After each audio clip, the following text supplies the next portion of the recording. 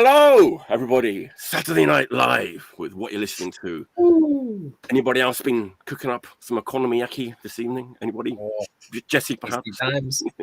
Tasty times. As everyone knows, the local dish of my hometown, Osaka. If anyone is in Osaka today, actually, I've got an announcement to make. After this show is finished, you can go up to the park, Ryokuchi Park, and there's a show, Bones Soup Circus, Warhead Order, The Trash, playing outside in a big amphitheater. So if you're in Osaka and want something to do later on, there you go. Great time. Hey, it's hard to see Order. The show is there. Yeah, I mean, I could go. We'll see how this show goes and how I'm feeling afterwards. But we'll see how it goes. Tony, Scoots, Jesse, veteran crew tonight. It's going to be a great show. Thanks for tuning in. I guess everyone's at home, like doing what Americans do on at Thanksgiving. I don't know what that thing is, but turkey and Bud Light. I don't know. I don't know. Or It's a daily or okonomiyaki. Mystery Science Theater. Thanks for watching, everybody. It's good to see everyone. Make yourselves known in the chat if you're around. Brian was here like an hour and a half ago. I don't know what he's up to.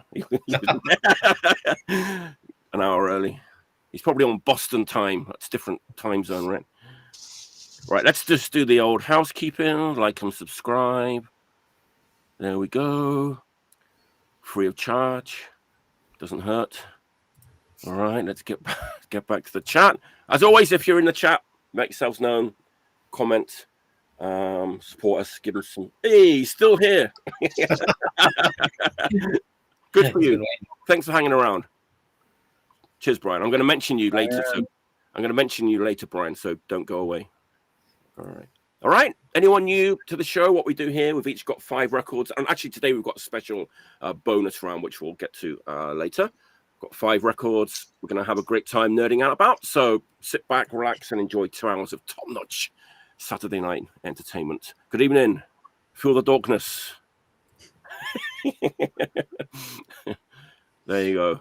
All right. We're having a good time. But just before we kind of get going, I've got to sort of say that I've got to mention that this show tonight is dedicated to Red of Scarecrow, who very sadly passed away this week at a young age. And especially, thinking about bandmates Jeff and Daniel, who are, good friends of the show, and Usman, must be a tough time for them at the moment. So our thoughts with them at the moment. And this episode is dedicated to Red and all the members of Sorry State and all Red's friends, or anybody who knows Red, or, it's for her tonight. So with that said, shall we get going? All my picks are Japanese tonight. Fair warning. Oh. I feel so bad anymore. All right. Evening. Early Asahi Bitter. Asahi Bitter. Yes. Evening. Hey, Daniel. What's up? Good to see you, man. How you doing? All right. This one actually is, if this show was happening like 10 to 15 years ago, this might have been a Jesse Conway pick. But the table, it wouldn't have been because it didn't exist then. But we're in that kind of ballpark.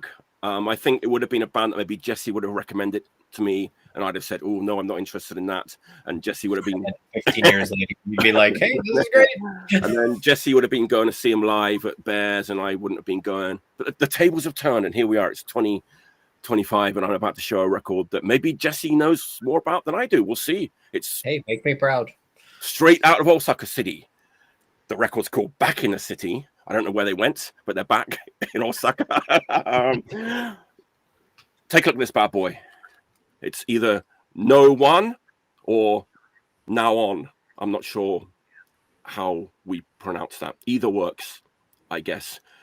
Took a chance on this local band, Mangrove Records, which I was going to do a little Mangrove Records section because I feel like, when like classic Japanese punk labels come up, like Mangrove doesn't get mentioned often enough, and it's such an amazing eclectic label. But we can talk about Mangrove Records a bit. But what's this record all about?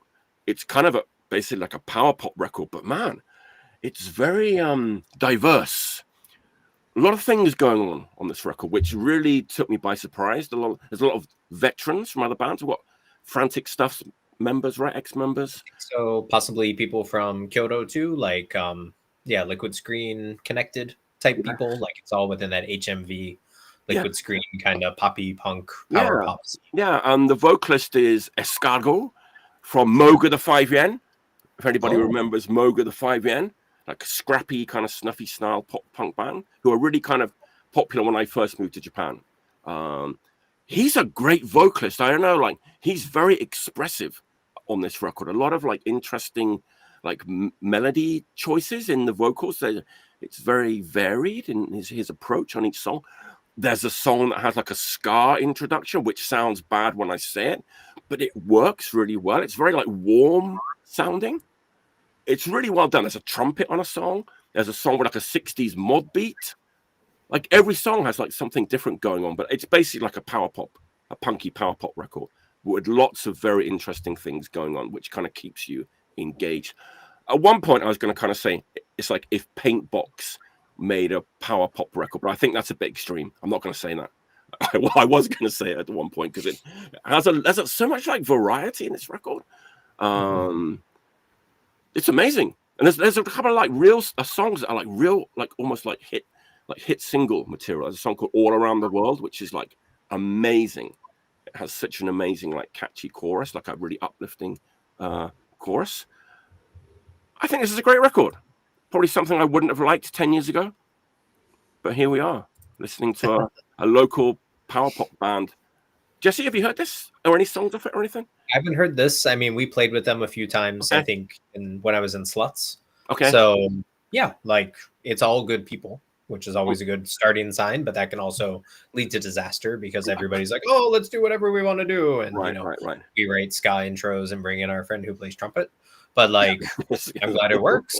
That's good to hear, It surprised me, I've got to say. I don't know really. I think I was expecting just more of a kind of straightforward First Alert, kind of liquid screen, like power pop kind of record. I didn't expect this much diversity in the songs, and I think it really it works very well. So yeah, that's my first pick. Nowon, Back in the City, Mangrove Records, vinyl only. There's no compact disc of this thing. Impossible. Their first album came out on Hardcore Kitchen, which was CD only. I haven't heard the first album, so I can't compare that over here. So, Mike, when someone describes something as power pop to me and I haven't heard it, my first thought is always, is it more power or more pop? More power. Yeah, it's more. It's like I said, it's a punky power pop record. It's not like wimpy. It's kind of pretty like punky. That's the best word I can use to describe it. It's energetic. It doesn't kind of meander, or there's no ballads on it, for example. Great record, local band. Check it out if you can. Nowon or Nowon, Back in the City, Mangrove Records, 2025. Right on. I think Mangrove, like, that's an awesome idea to do, like a Mangrove series or something, because they touch on so much of like pop that a lot of other labels don't do, and like they do it on vinyl, and like, I've been surprised over the years.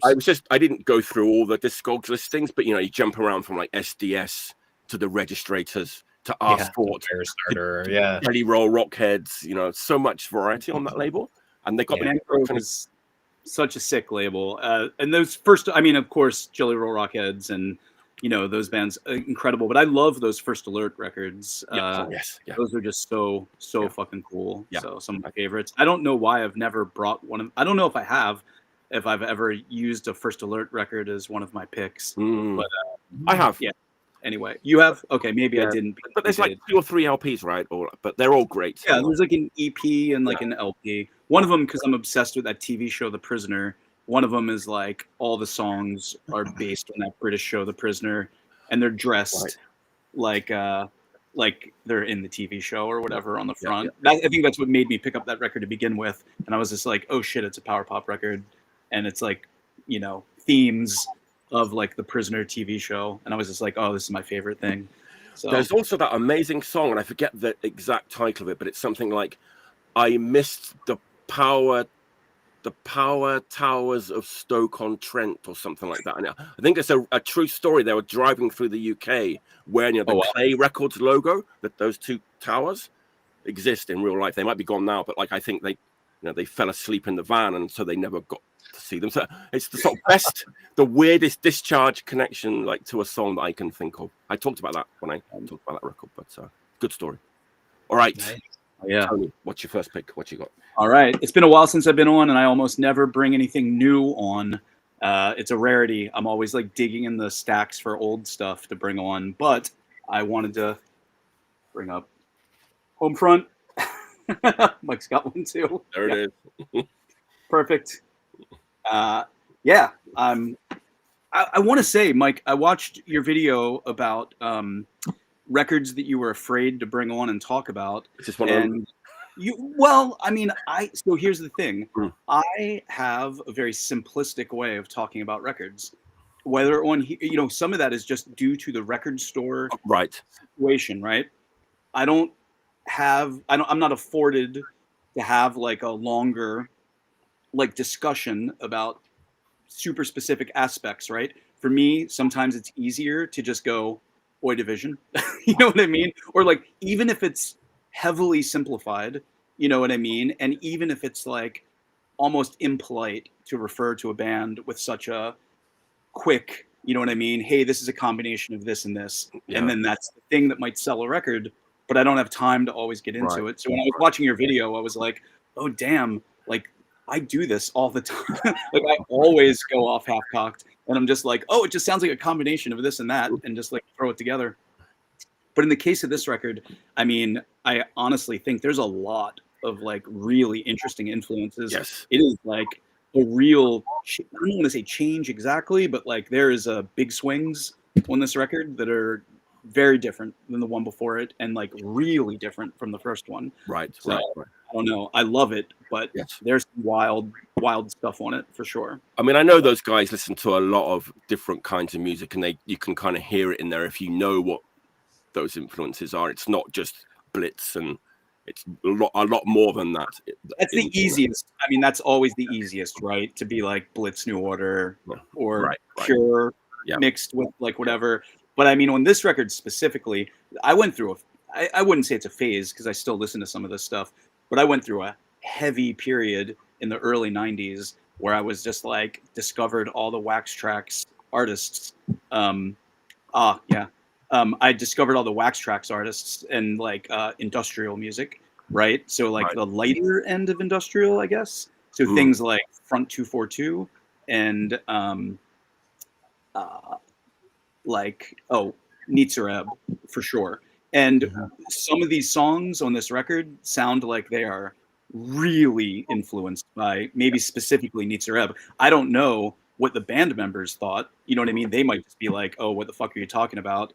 But when I hear there's a couple tracks, I'm like, this has got a heavy like Nitzareb manufacture, Front 242 kind of Wax Trax Records vibe. Just a couple of them. Right.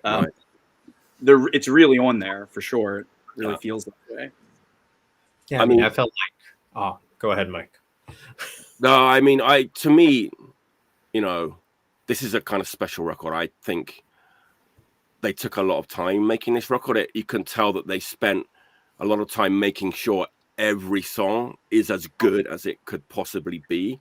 There's so many just like killer tracks, like little things that just elevate each song and they could have maybe rushed it and like not put those, but you can tell they spent a lot of time doing it. I mean, just like I was going to talk about Light Sleeper, like the first time I heard that, I was like, man, so much has happened in the first like minute. There's like that synth intro, do, and then the chiming guitars, and then like, the chorus comes in, and then when the verse comes in, I think this is just absolutely a stroke of genius, because like, that we're born alone, we die alone, we're born alone, die alone, complete unknown. They could have just done that as a chorus, but then the last line, it shifts to that like, don't ever think you have to live alone, and it's so like effective. And I think most bands would not have done that. They'd have just done the first four bars and left it at that, because that's great. But just that last line where they kind of shift key, it's just amazing. Just like the attention to detail in like so many of the songs, really, it's incredible. Jesse, oh, sorry, Jesse. Yep. I was just gonna say, like, I found myself listening to it like almost every day since it's come out. And like I was saying in the chat with you guys, like this is the first thing I've actually looked forward to listening to. And like, yeah, I mean, sure, there's a new Ferocious X record coming out, but I'm not like, oh my God, I can't wait till it comes out. But like this one, for some reason, like a week or two before, I was like, I can't wait to hear this. This is going to be great because the first one was really good, or the last one was really good. And like, I want more, and it's great. Yeah. I mean, they've done more. Yeah, I think I'm lucky on one end too. Like I don't have that reference, like Tony, you're saying with having with like all the Wax Tracks records and everything. Like if I'm lucky, I'm like just a little bit of it. I don't even know if that's I haven't listened to enough interviews to know if that's an influence for those guys. But like, I just remember there was a time where I saw all those bands, and that time is still in my brain. And when I listened to just some of those songs, Young Offender, right? Yeah. Yes. Yep. That one especially, you know what I mean? And the second song on the album is like that. Yep. Leader. For sure. Definitely that's the influence. But I was gonna say, like, one of my favorite things though about this record, we've blown through a lot of copies at the store. And my favorite thing is when I don't have to describe it to somebody, when I don't have to, a record that I don't have to try to sell. I don't have to like simplify and smash things together for people that might have no, because our store gets a lot of just walkthrough of like basically civilians, just regular people that have no knowledge of modern punk or anything like that. And when those people hear it playing in the store and they're just like, oh, what is this? And just buy it without like any kind of like, simplified descriptions. They're just like, they just hear it playing and they're just like, they don't know what Blitz is. They might barely know what New Order is. These are just completely regular people that hear it playing in the store and they're just like, oh, I want to buy this record. There's definitely some like, how can I put this? I'm not going to say like commercial appeal, but there's definitely, I think they could become like a bigger band, and they are becoming a bigger band. And I think, for sure. Yeah. I was going to say, like, because like the first three like singles are all on side A. I was like, oh, it's going to be a little bit front loaded, but it isn't. Which that also was like, man, it's not front loaded. I mean, some of the best songs are on side 2. I think we talked about this in the chat, but like, "Kiss the Sky," that kind of dancey electro pop song, is amazing, and then it goes into this like boogie synth pub rock song, which is like also amazing. It's like all this like unexpected stuff. Like the first time you hear it, it's like, man. Yeah.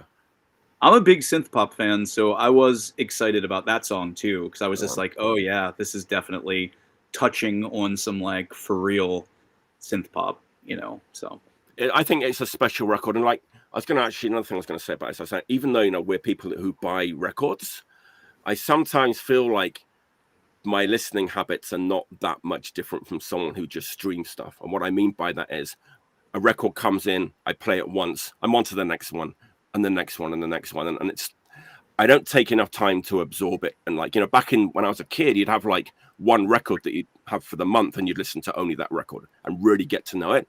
I've been doing the same with this record. So it kind of reminds me of like what it used to be like to listen to music when I was younger. I would take the time to listen to it properly many times.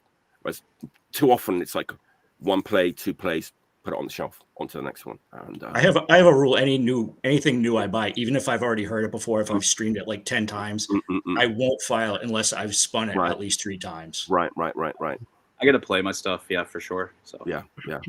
But I just cheat for me a little bit, because this is a record that I play every day at the store, probably multiple times a day, and so I've probably listened to it more times than a lot of stuff that's come out the last year. So I'm going to call this record a classic. I think it's a special record. I think, like I said, they worked so hard to make it the best record that they possibly could, and you can tell, and it's paid off for them. And congratulations to the band. I think it's amazing. Yeah, really, really amazing. It's a great record. I think it was really good as like a whole album. Talking in the chats earlier, I was like, everyone is talking this record up. I'm a little immune to the hype behind it. Only hearing like the initial singles, but when I heard the whole album as a whole, I was surprised. Like a day or two later, just some of the songs had already stuck in my head. Right. Like for a new band to write songs that infectious and that memorable in 2025 is like kind of mind blowing to me. So that's definitely a monument to the quality of that record. I find it to be a very uplifting band too. Even like some of the lyrics, like, you know, I'm not that, like when Graham said, I'm not afraid to die. It's the living part that's hard, man. Lines like that really, like, it's like, Jesus, I tone it down. But it's very uplifting as well. I went to see them live and I was laughing, I was crying, I was just like, it was all the emotions. It was amazing. So yeah, Homefront, album of the year, undoubtedly for me. But, absolutely love it. Yeah, love it. All right, Scoots, what you got? What's your first pick? All right, I'm gonna do a short, sharp shock. Nice. Because I don't have much to say about this record. I don't know much about them. They don't have a lot of history behind them that I can access. But yeah, Pseudo Youth. Oh, Nobody Gets Down Like Pseudo Youth. So this is brand new, 2025. Okay. One of the newest records I bought. One of the few 2025 releases I bought that no one has shown on the show before. there you go. This is on Going Underground. Okay. This is their first vinyl output. I guess they had some tapes maybe before. And their only vinyl output at this point. Real limited pressing. It's like 500 and change copies on like 3 different colors of vinyl. This is this kind of snazzy clear orange. You know, and kind of I guess maybe appropriately, we're in Thanksgiving weekend. This is pretty meat and potatoes US hardcore. Okay. Female vocals, very affected, lots of reverb on them. Frankly, kind of reminds me of the vocal sound of Exit Order. Nice. One of my favorite, one of my favorite hardcore bands of like the mid mid-teens. Nice. Short, typical of today's hardcore LPs. It's like a 15-minute record. Right. And again, like nothing, they're not wearing their influences on their sleeve. There's no, 80s Japanese, guitar soloing. There's, they're not trying to mash together a bunch of disparate influences. It's just good, like I said, catchy, hooky, power chord, US hardcore. Nice. Yeah, it's good stuff. I mean, I would check it out. It looks like it's got this kind of Taggerish looking cartoon on here. You might think it's going to be a little more moshy. It's really not at all. Good stuff. Yeah, I like it. I don't know. They've the picture on the back. They've all got kind of in Ramones fashion. It's KT Youth, Tony Youth, Gabby Youth, and Ian Youth. Nice. Tony song. You might want to check that one out. That could be a shout out or a diss track. I'm not sure. No lyrics on here, and I can't tell what they're singing about. But yeah, I'll put it on my playlist with the Pixies, Tony's theme by the Pixies. There you go. Little Tony playlist. This is another one though. Like it. I don't even know how this came across my listening pile, but generally speaking, like I stream a lot because I work in front of a computer all day, and I think the algorithm just served this to me. And nice. Again, it's like one of those things where when you're not paying attention to something, but you kind of get that earworm where you're like, oh, I heard this yesterday. This was good. Like those are the ones that I'll go and seek out like intentionally afterwards, and that's usually what informs my buying habits at this point. And this is one of the ones that I thought was worthy of the cut. That's a good one. Good pick. I've not seen anybody talking about that record, so totally new to me. They're touring Japan like next year, Mike. Oh, really? I think early. So I was working in Southern California, and Poison Ruin was playing, and supported by Pseudo Youth and Gun from like Bakersfield. So sorry, I'm being shown a dog. So went to the show. It was a skate shop. Very good vibes and everything. Pseudo Youth, I think I totally agree with your assessment. Very meat and potatoes. Very good vocals. Yeah. So yeah. We like meat and potatoes though. You can't live without. So it's like, there's a lot of meat and potatoes out there. Which meat and potatoes are your favorite meat and potatoes? They might be different than my meat and potatoes, but it's good that everybody can enjoy meat and potatoes, because with a band like this, you do get both. So that is important. For me personally, these days, like I've said this on the show before. Obviously, we all grew up with similar listening habits, revering the same bands. We all think Black Flag, At the Circle Jerks, the Misfits are, the Holy Trinity, whatever. We can go beyond that. I've heard angry white men yelling at each other my entire life over distorted guitars. I'll probably never get sick of that. But at this point, if I can get something just a little bit different than that with that kind of backbone to it. So like, female singers, certainly I'm always interested in hearing that. Something in like a different language other than English, I'm always interested in hearing that. And again, just throw a little different spice on that meat and potatoes platter for me, Yeah. And I think they're good. They're catchy songs. I dig it. They're from LA. I think, Jesse, I think you mentioned it's members of Gun, People's Temple, some other bands. So like, and it's good. Like they are youth, which is very nice. It's like the youth are doing okay. It's not absolutely horrible. It's not all beat down crap. So yeah, that's cool. Nice. It's encouraging for sure. So maybe you want to check them out, Mike. Yeah. I will. I think Tone Deaf are putting on their show in Osaka. Oh, so. Okay. Nice. Yeah, I do try to check out every single pick from each episode that I've not heard before. It's my homework. All right. All right. Jesse, what's your first pick? Yeah. So if we're going with new stuff, show this. Yeah. Oh. Impulse. Yeah. So these guys are from Cincinnati. Hell Is Here has played with them a lot of times. This is a 12-inch on what is it? Feel It Records, which is like kind of a relatively well-known Cincinnati label, I guess, that's done garage stuff mainly, but they're starting to branch into the hardcore. Primitive Impulse. We've played with them so many times. Really cool dudes. It's wonderful to hear what I believe they hear when they play their music, because like when we've played with them in basements or like at shitty bars and stuff, it doesn't sound like this. It sounds very different.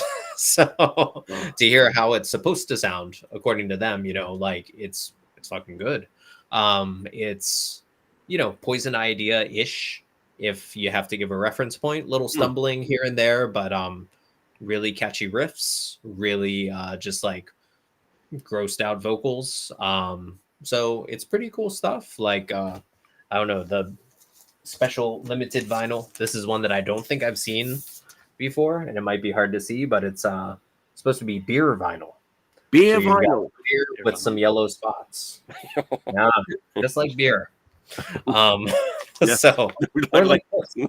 Yeah, I mean it might be piss colored, but they call it beer colored. But yeah, I think again it's like, they're not breaking any molds, they're not really doing anything that's like blowing any minds or anything like that, but it's also very solid. So it's like where like Long Knife is just a straight up 1-to-1 like copy, right, of Poison Idea. There's at least a little bit of originality in here. You can tell that they've got their own ideas coming through and some different stuff happening. So yeah, I'm glad that they were able to put out a really good record like this, because we've been playing with them for a while. And I hope that they keep going. Yeah, cool. We'll see him in the future. So beautiful, cool shit. Yeah, Cincinnati. That record just came. Just came into the store, Jesse, a couple of days ago via Sorry State. Okay, and I've been playing that in the store a bunch as well, and it's just totally, it's just like heavy, right? Yeah, and of course Matt commenting on Tad, the vocalist, is a class human being who he's a great guy. Nice. Yeah, so nice. Hey guys, remember like about 20 years ago we would all hang out with our battle vests with our metal punk death squad patches on the back? Remember those days? It's time to bring those days back, and I'm kind of going to be able to do that this evening because I've got a record that is just like that. It just came out, maybe? It just came out. Yeah. I'm waiting for it. I got stoked. God admires the evil soul. Yes. Tainted blood. Maybe taken from, yes, G.A.T.E.S. It's G.A.T.E.S. Tainted blood. Soft Cell, Tainted Love. G.A.T.E.S. Tainted blood. I don't know. I don't know if these guys listen to that much music outside of metal. I don't know. So, are we excited about this record? Is the world excited about this record? Is the world as excited about this record as they were when Devastation came out? Remember when Devastation came out? That 12-inch? We were excited. It sold out in like 2 days. And it's like a bonza now. You know, right? So I thought, I saw like the band posted that, okay, this record's going to be on sale tomorrow exclusively at like 4 stores or 5. So, you know, Record Boy, Punk and Destroy, Revenge, maybe a couple of others. And I was like, man, it's like 393 copies. So I was like, okay, I better get on this. I better jump on this like quickly. And there's still copies like hanging around all over the place like 3 weeks later. So why that is, maybe it's just because people don't have money to buy records anymore. Maybe because it doesn't have an Obi. I know, like it doesn't seem as it might, you know, it might be as collectible. Or maybe people are just not as excited about G.A.T.E.S. as they were in 2006. A couple of people told me that this is the best G.A.T.E.S. record. Like they said that with their own words. I didn't like it, actually. I played it. I was like, this is kind of weak. But then I was like, okay, I get it. It's kind of more rock and roll-y. So instead of like mining like Overkill and Bomber and Ace of Spades, they're kind of going back to like the Motorhead self-titled and On Parole. On Parole. And I actually think it kind of works. I mean, where are they going to go with this? Are they going to go Orgasmatron? Are they going to go? I don't know. It's like there's not many places they can go if they want to keep the G.A.T.E.S. sound. So it's kind of a good move, I want to say. But, you know, they call this an LP. There's a 1.5-minute instrumental introduction. You get 2 G.A.T.E.S. originals on side A, another 2 G.A.T.E.S. originals on side 2, and then you get a cover of Iron Maiden's Purgatory, which I don't want. I think any band trying to cover an Iron Maiden song with Paul Di'Anno has given themselves a tough task. And I think they do okay with it. Like, it's not terrible. But I'd rather see, like, another G.A.T.E.S. original. But, you know, they haven't put a record out for, like, 6 years? And, like, this is all they've got after, like, 6 years of, like, you know, just playing shows. I like it. I think it's good. You know, it's the return of the Guillotine cover, which is pretty cool. We like that. Yeah. What else do we like about it? We like the sticker sheet. Love the sticker sheet. Love the sticker sheet. Wow. That's awesome. It's so awesome, good. Right? It's awesome. It kind of like makes the record better. Like this stick. That's on High Society Satanic. Yes, yeah. But yeah, I really did think it would be gone in a day, but it hasn't gone in a day. And like Tom from General Speech is getting copies. So if you're in the States, I'm gonna have to try to get one from him. Yeah. I haven't even heard it yet, so I can't speak to the new record. Me and my wife, me and Tori went and saw them at Earth Dome in Tokyo. Like maybe like 6 years ago or something like that, and they were awesome. Yeah, I mean they were great live. It was really cool to see them. I had some of the singles and maybe the other LP. I can't remember, but they were awesome live. Yeah, I mean it's funny because like in the old days they didn't used to play live that much, but it seems like these days they're playing live more than they used to. It kind of feels like that, but it was weird because that show was it was them and Power Trip. So this is like 6 or 7 years ago, and we just like watched. I hate to say it because no disrespect, we just like watched G.A.T.E.S. and we're like, all right, we just like can see Power Trip to the United States sometime, but basically we're there just to catch G.A.T.E.S. and yeah, they did not disappoint live anyway. It was awesome. I mean, they're a good band. I mean, like this, like Motor Punk is such an over out. But I think G.A.T.E.S. are probably the best band. They kind of know what they're doing. The guitar player. He's he knows what he's doing. He knows what he's doing with this stuff. So you can kind of trust him. And the vocalist, ex-Assault, ex-Church of Misery, guitarist was in Life. I'm not sure. Bassist was in Church of Misery. Yes. Yeah. But, interesting band. I've grown to like it. And I think it is a wise choice to go more rock and rollsy on Parole first LP. Another funny thing is like on the printed inner, there's like a few like little round like logos of like who sponsored the record or who, but the Record Boy one just came out as a black dot, and so what you get is is like this record Boy correction sticker which says please put it on yourself. So I'm just like, and it's really small. I'm going to lose it. I'm going to put it on tonight actually before I forget. Yeah, you got to put it on. But it's that the attention to detail. They could have just left it as a black dot, but no, we're going to print up these little correction stickers. It's so Japanese. Lovely. I love Record Boy. Record Boy going to the first location. I mean, both locations are impossible to find. Yes, no sign outside. The first one was hellish to find. The second one was just like the one that's above a bank. Is like even above more size area. I've walked past those, trying to find them, walked past them like 100 times until I figured out where they were. But the first Record Boy location, I went there in like maybe 2004 or 2005 or something, and that was like a huge influence for like when I stood in that store. I was like, that was the first store I stood in Japan, and I was like, I can do something like this. Tony, and like that store is so legendary. And I went there in 1919. It had already been around for a few years, but it was so rickety, even in like those stairs, and in that building that looks like it's going to fall down. And Erica Beck, I was immediately like, this is a thing. Like I can do a record store. This is so cool. It's so small that like two people can't even walk past each other in it. You know, it was just like you just had to leave your bag in the hallway style. I guess maybe Punk and Destroy is actually maybe smaller than the original Boy. Yeah. But you know, I went to Boy first. I was in Tokyo first, so nice.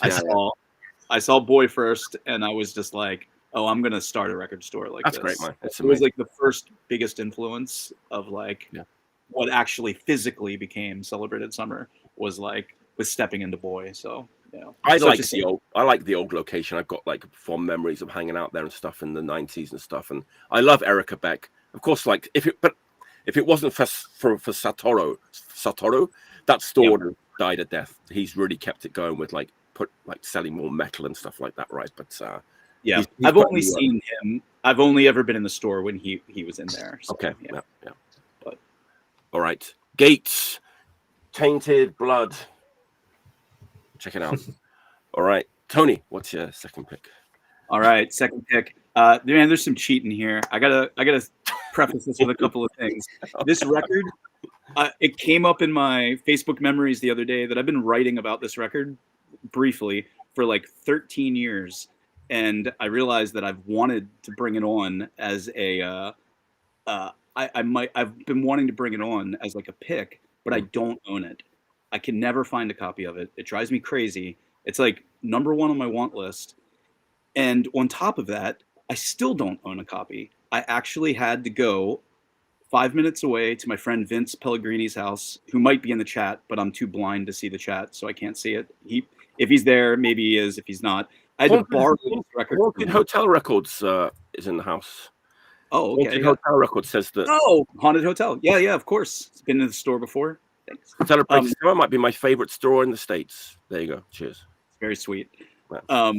But yeah, I had to borrow this record to even bring it on to show it. So maybe somebody will feel sorry for me after this and find a copy and sell it to me. But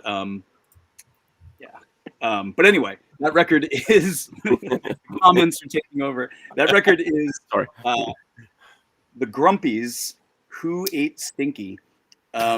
Which is the LP. Tell us all about the Grumpies, Tony. Here's the thing. There's not a lot that I can say about this record that I have not said over and over and over again. And that is that this record sounds like basically you gave a bunch of cartoon chipmunks broken, out of tune toy guitars and cocaine and a mountain of sugar and asked them to make a record. It is outrageously unique and weird sounding record. I guess ostensibly it's a pop punk record, but it is so crazy. Fast. The guitars. Have you heard it, Jesse? Is this one you've ever listened to? Dude, we've talked about this many times, I think, but like, yeah. Like I got a CD to review when I did like an online zine back in college in like the late 90s. Yeah. It was like, what is this? It's just so weird and unique. I mean, yeah, so it's so this is simplifying by saying it sounds like cartoon chipmunks. Hey, Vincent says, "Oh, hey, that's my record." I gave Vince his props. That record will be returned to you tomorrow. I will walk it over to your house. And also, Vince should probably be on the show sometime. He's so close. Get yourself on soon. He has like thousands of more records than me also. But yeah, this record is just so crazy sounding. All the songs are played way faster than they should be for this style of music. The guitars, in some of the songs, the guitars just basically sound like buzzing insects. They don't even sound like guitars. It just sounds like wind or like noise. I mean, again, I'm talking about a pop punk record, right? Not a D-beat record, not a thrash record. It's just like so ridiculously over the top and so high-pitched and trebly and noisy and fast that it just becomes... I was at Vince's house today, borrowing it, and we were talking about it. And I was like, this record makes me sometimes think about the guitars on Hell Nation, Your Chaos Days Are Numbered, because that's like also a record where the guitars are just like... I just stop hearing anything. It just sounds like wind or like pure noise. There's songs on this record where when they really get going that you're just like, what could have caused people to make music that sounds like this? Like, I don't even want to know. Like, I think they're from somewhere. Yeah, they might be from Alabama. I don't even want to know what caused them to make this kind of music or like sound like this. It's just insane. Like, it doesn't sound like... Was it on Empty? Was it on Empty? Like the German label? It's on Recess. Recess. Okay. So yeah. Other than, in my brain, I go, well, what kind of scene could they even have been a part of? Like, I mean, there's no way that normal pop punk listening people could have handled this record. So I don't know, maybe, but I guess Recess makes me think about FYP, that maybe they were with them or something. But yeah, it's what the Swankies LP should have been. Hey. Oh my god, it's just buzzing noise, and again, just like way faster than it should be, and then the high pitched vocals just crash in on each other. I feel like when this record comes on, when I listen to the first song, it's like somebody is putting an ice pick in my brain, and then I'm having a heart attack at the same time. Like, I don't know what I'm supposed to be doing when I'm listening to it. I just like start panicking.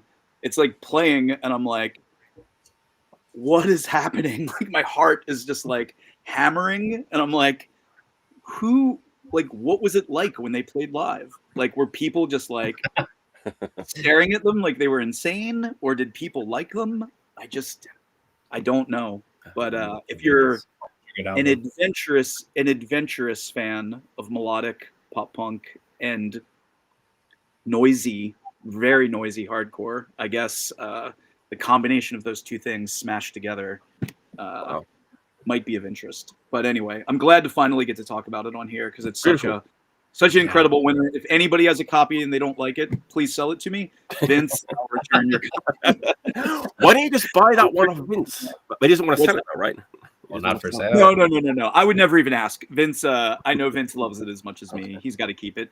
There was one copy in Japan on Discogs for like $200. What? There's no chance. This record is like, can't be more than a $20 record. But, so that's the only copy I've seen for sale in forever. I don't know why it was so high priced, but what year is that from, Tony? Material issue. What's that? What year is that from? That's a great question. I actually don't know. 96, 98, 96 late or 90s. Okay. I mean, I got in the late 90s as a new issue or a new thing. So yeah. I was scared to touch it. I didn't want to mess up Vince's copy. I just wanted to show it and then carefully. I wish I had my CD copy around here somewhere.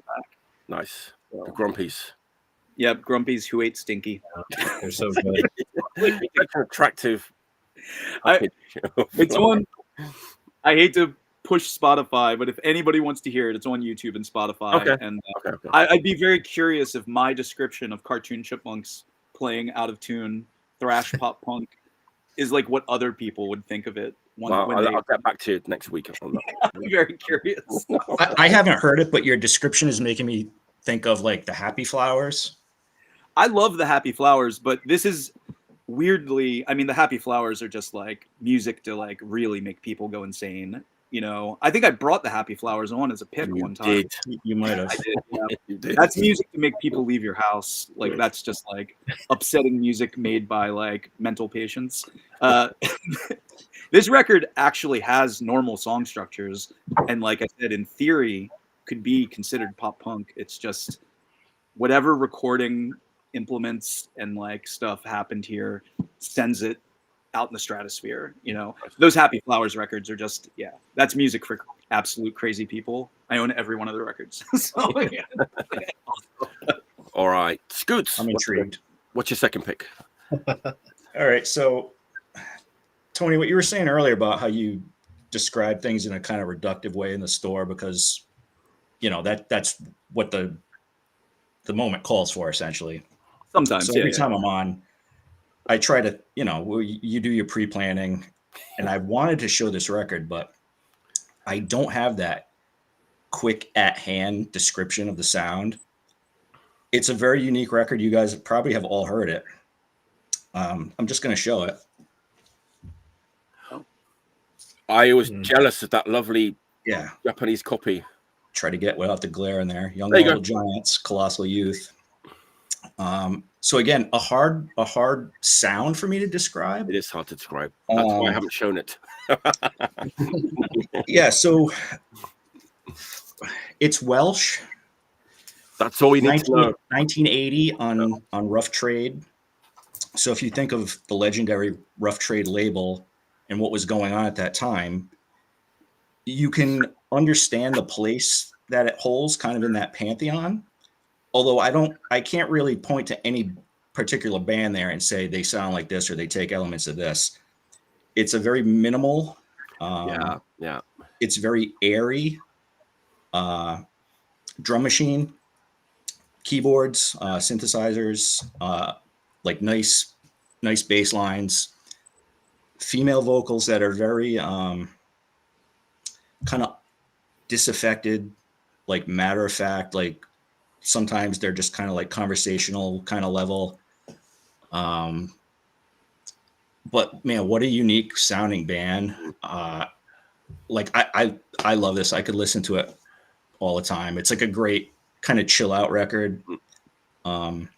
Scoots, we should probably say the name of the record on the title. We didn't. Yeah. Just in case. Sorry. That's okay. Yeah. Young Marble Giants is the band, and Colossal Youth is the album. There you go. Yeah.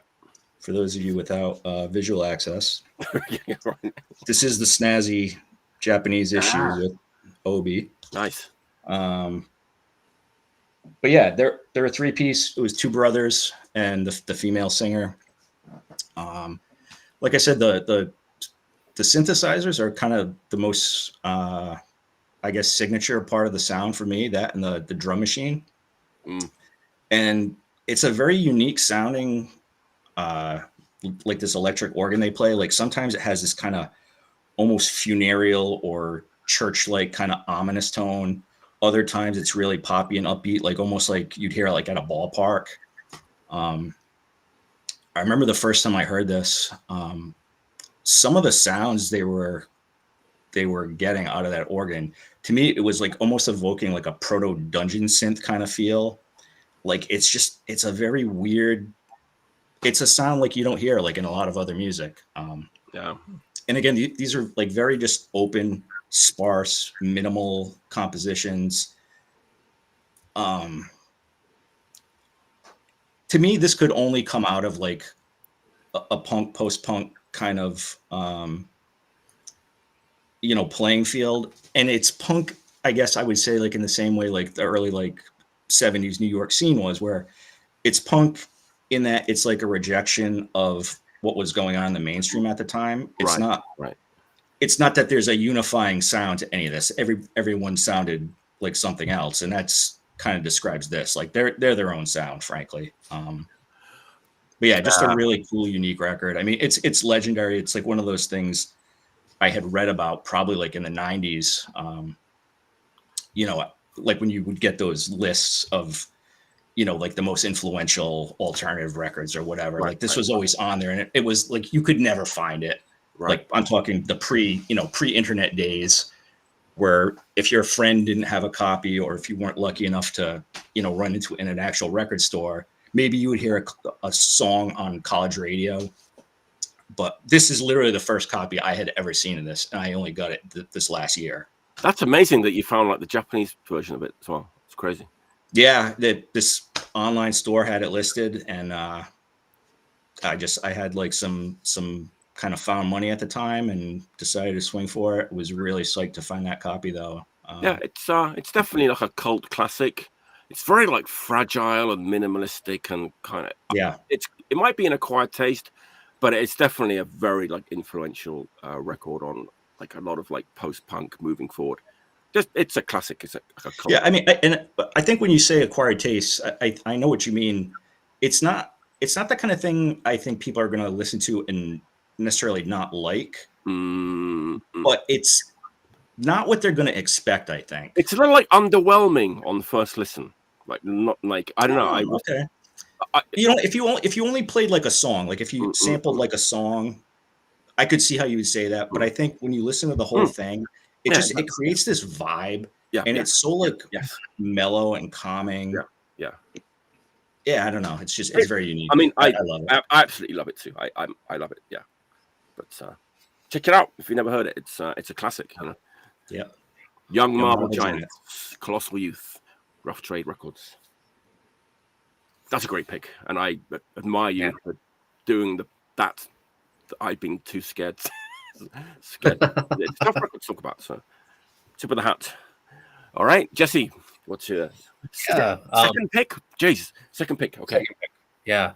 No, I mean, I think this is also. I mean, I think our themes are working so well. So I've also got like something I've been looking for since not as long, I think, as you've been looking, Scoots, but like maybe like 2010 or something like that. Mike, you obviously remember our dear friend Doug Miller. May he rest in peace. He's not dead, is he? No. Oh my god! You just scared the living shit out of me. Oh, I just feel like he needs to take a break. He's out there. Like, we can feel his presence tonight. Okay.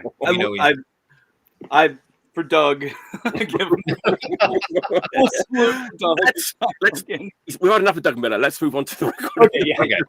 So, something that he like had. So our friend Doug, like he had a lot of money to burn, and he was just burning it through all the record stores in Osaka, which was really great for him. And for him. I stayed at his place for a few weeks, and I was if he wasn't there, I'd look through records, maybe listen to something in the morning while I took care of his cats and stuff.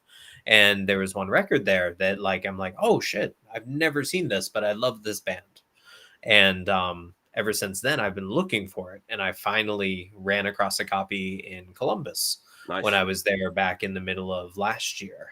And so I had to pay $25 for a very beat up copy of something, but I'm glad I finally have a copy.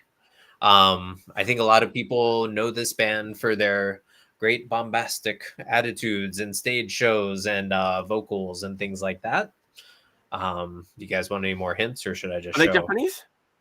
Not Japanese. No, they're British, Mike. Punk band? Punk band? Or more like glammy. Oh, the sensational Alex Harvey band? No, not that sensational. Is there sailor outfits involved? I think at some point there was. Oh, yeah. Slade. Yeah. So I finally found a fucking copy. Doug loved that record. It's so good. Yeah. Like, so I had never known that. I was very familiar with Slade, but I had never heard Slade play it loud. And I put this on. I'm like, this is so less abrasive than Slade. And like these songs are so well written. And so yeah, I'm so glad I finally got a copy. This is definitely my favorite Slade stuff before they got a little more. Yeah, I mean, like I like In Flame and I like Slade, but like this for me is just much an easier listen and everything. Not as raucous on that record. A little less raucous, and the best part, they have a song about a horse. I mean, who doesn't love songs about horses? So like, I did some research on this, like, well, you know, internet research. But like apparently they were being told that they should be a skinhead band to appeal to more people in the early 70s. So hence, you know, the little cropped cuts. And it's funny that by the time they put out the next record, like one guy kept it, everybody else grew their hair out, right? And then, you know, now we know them as we know them now, the Wild Boys of Slade. But like, yeah, you hear so much like beat rock and like Beatles style, just like 60s psychedelia and early 70s psychedelia on this. It's just so well written, so calming, so peaceful, so just, it's so good. Yeah. Like, what's that? Doug Miller's favorite song, was it The Raven or so? Is it The Raven? First song's The Raven. Raven. He might like, I mean, like, you know Who You Are is really good. That's a really classic. And like, you gotta also love Sweet Box. But yeah, you know, there's a lot of good tracks. That's great. 12 to be exact. It took me a while to find actually. Too. I found there's a Japanese pressing. It has like a red cover, like different artwork. Yeah, different artwork. But yeah, I mean, you know, the band, the Beatles could have been. I mean, right? I mean, they have so many amazing songs, but they're not taken quite as seriously just because of the, you know, the costumes and all that stuff. But I mean, honestly, they're up there with like Lennon and McCartney and the Kinks brothers for like songwriting. Like I think first time I was in Europe, like I picked up a bunch of Slade singles and I'm like, oh shit, I've never heard half of these things, and they're all so good, just like stompers, 2.5 minutes, really well written and everything. And then this is just a great representation of that as well. So thank you to whatever record, or I think it's like a radio station probably sold this to the store that I got it from. It's a little partied on, but it still plays. That's how a Slade record should be. Of course. Yes. I mean, it plays wonderfully though. So I'm really happy to finally have it in my midst. Beautiful. Ah, what a great band. Great band, great record. Great band. I really love like that kind of new wave of British heavy metal era too, like We'll Bring the House Down and all that stuff. When they had their revival, so it was the Reading Rock Festival, right? And Ozzy Osbourne cancelled, and so Slade came in and played an absolute blinder of a show, and their career was revitalized because they were kind of dead at that point in like 80, 81, and their performance at the Reading Festival was incredible. And they had a kind of second win. Is that on YouTube or anything like that? Is there like? No, I've looked for it. I think there's like a record of it now. Really? But you need to see the video of it though. Yeah. There's some photographs and stuff where like they're just owning the Reading Festival as like a last minute replacement for Ozzy Osbourne. Incredible. Do you think is that where Quiet Riot kind of caught on to them? Do you think, or how's the timeline there? Was it before or after that? Would have been just a bit before, I want to say, but I hate that fucking Quiet Riot version. Americans coming over here stealing our songs. I know it's like, build the wall, Mike. I was like, fucking. I guess. I mean, Slade are like millionaires. They didn't really need the Quiet Riot royalties, but a little bit of a bonus for them at Christmas, I guess. I don't know. All right, round 3. I'm going to introduce a new feature to the show. How exciting. So it might only last for today, but I want to kind of keep it going moving forward. So round 3 is going to be like a themed pick. So hopefully we'll have enough time with each of the guests moving forward to plan out a themed pick. So Hazel, you're in the chat. Start thinking about next week's theme for next week and let me know if you have any ideas. Today's theme, we're starting simple. CD only release today only. So if you have a CD, that's digital attack, digital attack. So it's been just for tonight, one night only. Yes. CD only release. If you've got one, now's your chance. It just so happens that I do. So lucky days. Okay, so a couple of weeks ago I did like an Analog Attack video on like women in Japanese punk. And I went through like from the early days right up to the present day. And it kind of got me thinking about certain things. And I was thinking about the G.A.T.E. And I kind of knew in the back of my mind that like all the members or most of the members of the G.A.T.E. did other things after the G.A.T.E. broke up. But I'd kind of forgotten about it. So I kind of looked it up on the old Discogs and kind of some memories came back. And I was able to grab like 3 different bands that are ex-G.A.T.E. on CD within like 2 days from Disc Union. So I'm going to talk about all 3 of them in one pick. So what happened was Yumirin, right, went on to be in the Sleepers and Delta Puree and Slip Headbutt. I don't have anything by any of those bands. The drummer Lucy, I don't think she did anything else afterwards. But Jappy and Ghana did a lot of stuff like post the G.A.T.E. So let's talk about the first band. Plastic 9 is Ghana on vocals and Jappy. Man, let's check it. Let's check this out. Look at that. Is that Rockin' Jelly Bean artwork? It looks like it, right? I don't actually know. Saucy. It's saucy. It's very saucy. It's called A Good Day to Fuck. It's the name of the album. That's saucy. It's total sauce. Straight sauce. It's wild. Okay, imagine like the G.A.T.E. but moving in like a girls' school, like Motorhead direction.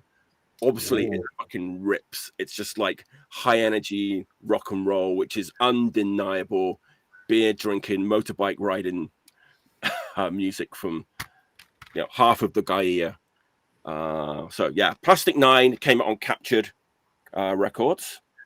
Fucking great stuff if you like Motorhead and girls' school.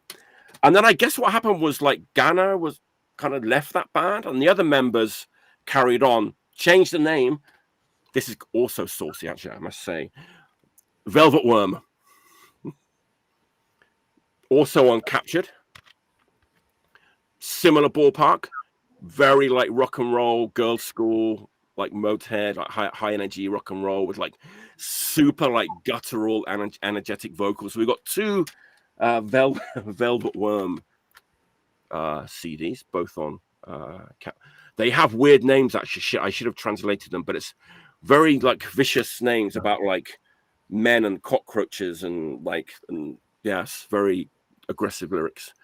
Velvet Worm, which is basically Plastic 9 without Ghana. And then there's this one, which maybe Jesse might know.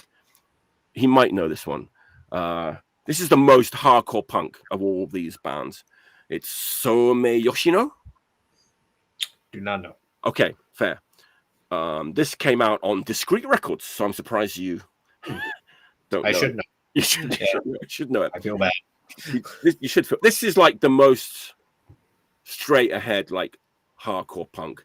These songs could have fitted on the Women's Liberation compilation. 4 women. There's like one. Okay, I think Yappy from the G.A.T.E. was in this band. There's also a woman called Yuki who was in Yume Fuda, who appeared on Brian's Japan Core Omnibus Volume 2. And I think Yuki did like backing vocals on the Accomplice 7-inch as well. But anyway, this band, Soome Yoshino, is like old school Japanese hardcore in the women's liberation vein. I mean, it did pretty well. It got repressed. Like the first pressing sold out, so they repressed it. But yeah, I mean, hey, Discreet Records hardcore really is what you're looking at here, right? Yeah. And I mean, when you think about women in a traditional Japanese hardcore band, like there's End of Seeds, there's this. What else is there? There's a bunch, but I always kind of forget, but there are a few more. And, I assumed this band was defunct. It's weird how these things work. The very next day, I looked on Bass Records, Mangrove, Bass Records, posted that they're about to put out a split CD with Max Overheat. Remember Max Overheat? Yeah. They're doing a split CD, and it's like a kind of parody of Motorhead's like Valentine's Day Massacre. Yeah. And so there's like 2 songs each, and they collaborate on one song. It's not out yet, but that's coming out. And I was like, man, I thought that this band would have been long gone, but they're still active. So I might actually buy that. It could be a fun listen. It's called Christmas Day Nightmare. Yeah, Max Obi and Soumei Yoshino. True Japanese traditional hardcore on compact disc only. So that was kind of my reason for doing the CD round, because I wanted to talk about these like the Gaia bands, and I found all of these. Carrie, that's a good one. Yes, nice. Yeah, and also there was that band K.T.E from Kobe. Yeah, but is that like Japanese hardcore? A bit more rock and roll, but yeah. All right, that's my contribution to today's special round. Unique round. Tony, do you have a special round, a special CD? All right, I did. I had we talked about this before we came on air. My basement flooded, and when my basement flooded, I didn't lose any records or books, but my carpet was destroyed, and so I had to move a ton of stuff out to the shed, basically, so that I could get more. New carpet could be, new carpet could be installed. And everything came back in except my CDs, which were like in crates all the way in the back of the shed with like spider webs. So before we came on, I had to go climb into the shed to pull some CDs. Well, you came out unscathed. Yeah, I feel good to have this opportunity, since these are 2 bands that I would have liked to have talked about this era anyway. Nice. On here, but never could because of the strict rules. yeah, the strict rules. So I broke out Barbecue Chickens. Oh, there it is. Goodbye to your punk rock, which I love. And then also Razor's Edge. These records are kind of, I pulled 2 because they kind of are brother records, maybe sort of. So we have Razor's Edge and Barbecue Chickens. I mean, both of these bands are on a 625 comp that was released in the United States, and Razor's Edge had a 7-inch on Busted Heads, right, a long time ago. But the thing is, Razor's Edge specifically continued their career in Japan with quite a, I mean, I wouldn't say a hard turn, but like an arc. It's like a kind of high. They're kind of like a high stat. They're like the high standard of Osaka, something like that. I know. So I don't know how to talk about it when I talk to people that don't, they might have had the Razor's Edge 7-inch, and it came out at a time in America where flip up baseball hat, Life's Halt style hardcore was the thing, and Razor's Edge were basically associated with that, right? By that 7-inch. And I remember maybe the very first time I went to Japan in 2004. I was like, oh, I have to see Razor's Edge. They're going to play in Tokyo, and I have to go. And I envisioned that it was going to be this DIY hardcore, Life's Halt thrash kind of thing, like maybe Crucial Section or something. And I get to the show, and it was 800 15-year-old kids with Razor's Edge towels, baseball hats. And I remember being there and just being like, okay, I see. They're basically like the NoFX of Japan. I mean, almost, right? Except that they're actually a thrash band still. They're just like a pop punk thrash band. It kind of changes, right? Yeah. They put out like how many CDs that have never been put out onto vinyl? You know what I mean? There's like 6 of them, maybe 7 CDs that never got an issue in the United States on any format. And then definitely in Japan, never got a vinyl format, right. Only, 5 or 6 Razor's Edge. Yeah. But like, I mean, it's still thrashy skate hardcore. There's elements of like, flip up baseball hat kind of style, but it just was like mixed in with like serious pop punk, I guess, and they just became thrash like ball. This is one of the only LPs that they did, right? Yeah, and that's kind of still in the earlier vein, right? That one is still this kind of like is just like But they have a ton of like music videos, and they just got to be very, very, very popular. And I was stunned going to that show and just seeing all those kids with towels and stuff, and I was like, "Oh, this is incredible!" Like I was just like, I was I couldn't have been more wrong about their place in Japanese music scene of the punk world. They're actually really good guys. They're kind of like ethical. Like Kenji Razors does a lot of like stuff, for like right. And I mean, his label, like they support a lot of younger bands or supported. And I mean, Kenji drew artwork for Celebrated Summer. I asked him to. Oh wow! I paid him to do artwork for Celebrated Summer, and there was a time years ago where there was a giant banner that he had drawn the artwork, and I'd blown it up into a huge banner for the window at the store.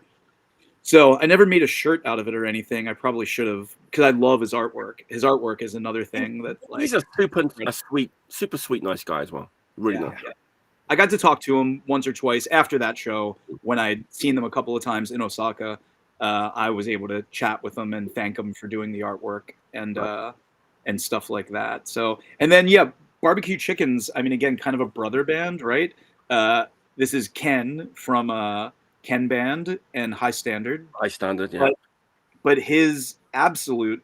I mean, I guess they also have had an arc where some records are more fast hardcore punk, and then they get like more metal as it moves on a little bit. There's like more metallic records, but this one is like Japanese adrenaline OD mixed with thrash metal, I guess. It's kind of like a lot of that. I don't know. They have a song called Razor's Edge on this record in tribute to the band Razor's Edge. So I guess there's like a simpatico. The name comes from the AC/DC record, right? Which one? The Razor's Edge. That's a great question. I don't know. I think it is. I don't know. I don't know. But it's tough because if you try to Google it, there's a white power band called Razor's Edge. Oh, really? There's like a British or American. I don't know where they're from, but there's like a RAC like full blown band called Razor's Edge as well, which is super unfortunate. You know what I mean? So you got to be careful when Googling this stuff. But yeah.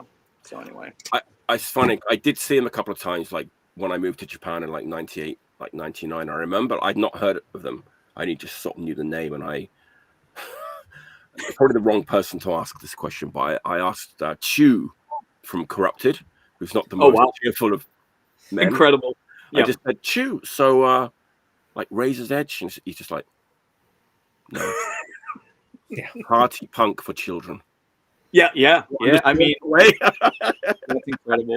That's incredible. Okay. I can't think of two bands that could be further ends of the spectrum, both mentally and. They were playing together on that night. That's why I asked him. They played together at Fandango. So, yeah. But anyway. Oh man, that's a nice round three. Like it's like some Jesse Core meets Adrenaline OD style, and it's very fun. It should have gotten a release. Somebody should have got to hear these records in America. I think they would have done well, but it's never going to happen. So, all right, Scoots, do you have a CD pick or? I do, and I kind of hedged my bets this time because we weren't sure, kind of right up until the last moment if we were doing this. So I have, true. I have a CD. I always like to have at least one local pick on here. Rep my hometown, Armageddon Shop in Providence. So this is the Bitter Pill to Swallow compilation. This is on Over the Counter Records from 1994. All Providence bands on here. So there's Drop Dead, The Laurels, Umbrella, who went on to be Arab on Radar, Small Factory, Scarce, The Royal Crowns. A real kind of snapshot of what Providence was at the time. Unlike a lot of U.S. regional kind of punk comps or alternative comps, this one is really not it's very varied. You know, it's not like Flex Your Head where it's like DC hardcore or you know, the American Youth Report where it's like Southern California hardcore. You've got hardcore on here. You've got rockabilly. You've got indie pop, some more experimental stuff, noisy stuff, which is exactly what the Providence scene was like in '94. I was in, I think it was my freshman year in college. My wife and I, we were at shows 2-3 nights a week, probably. Very strong club scene in Providence, multiple conflicting shows basically every night. And it was not unusual to have, you know, a hardcore punk band with an indie pop band with a ska band, potentially all in the same bill. It's just how it was. So this got a lot of play when this came out. I also had, just in case we didn't do this, this is kind of the follow-up. This is from 2 years later, Repopulation Program Providence. So this is on Load Records. This is on Over the Counter. And essentially they're run by the same guy at the same time. Over the Counter lasted like 94 to 95, I think, or 95 to 96. Load obviously went on to have a much lengthier career. They moved beyond just putting out Providence bands. So, you know, now they have Brain Bombs, Andrew WK, you know, Lightning Bolt is probably the one, the Providence band that most people would have been most familiar with that, you know, have a lot of releases on Load. And this is, again, this is 2 years later. So this is a very similar comp. Lots of the same bands. You've also got Lightning Bolt on here, Force Field, Drop Dead again. Yeah, Arab on Radar. And again, this is like a very Providence release. You can see this is like a screen printed cover. This is Matt Brinkman, you know, ended up becoming a pretty famous artist out of Fort Thunder. These were printed at Fort Thunder. It's this kind of funky, I don't know if this was a custom thing or not. Nice. Like a German mailer, right? It's like impossible to open without tearing this, unfortunately. Yeah. It's got a big like newsprint insert with like band info and stuff on here. Like a very like prototypically Providence kind of release at the time. So yeah, these, again, when these came out, like got a lot of play. These were like basically all the bands we were seeing either headlining their own shows and playing with friends, or they were support for bigger bands coming through. And obviously, like I have tons of friends on both of these comps. I'm happy to say, Brian in the chat.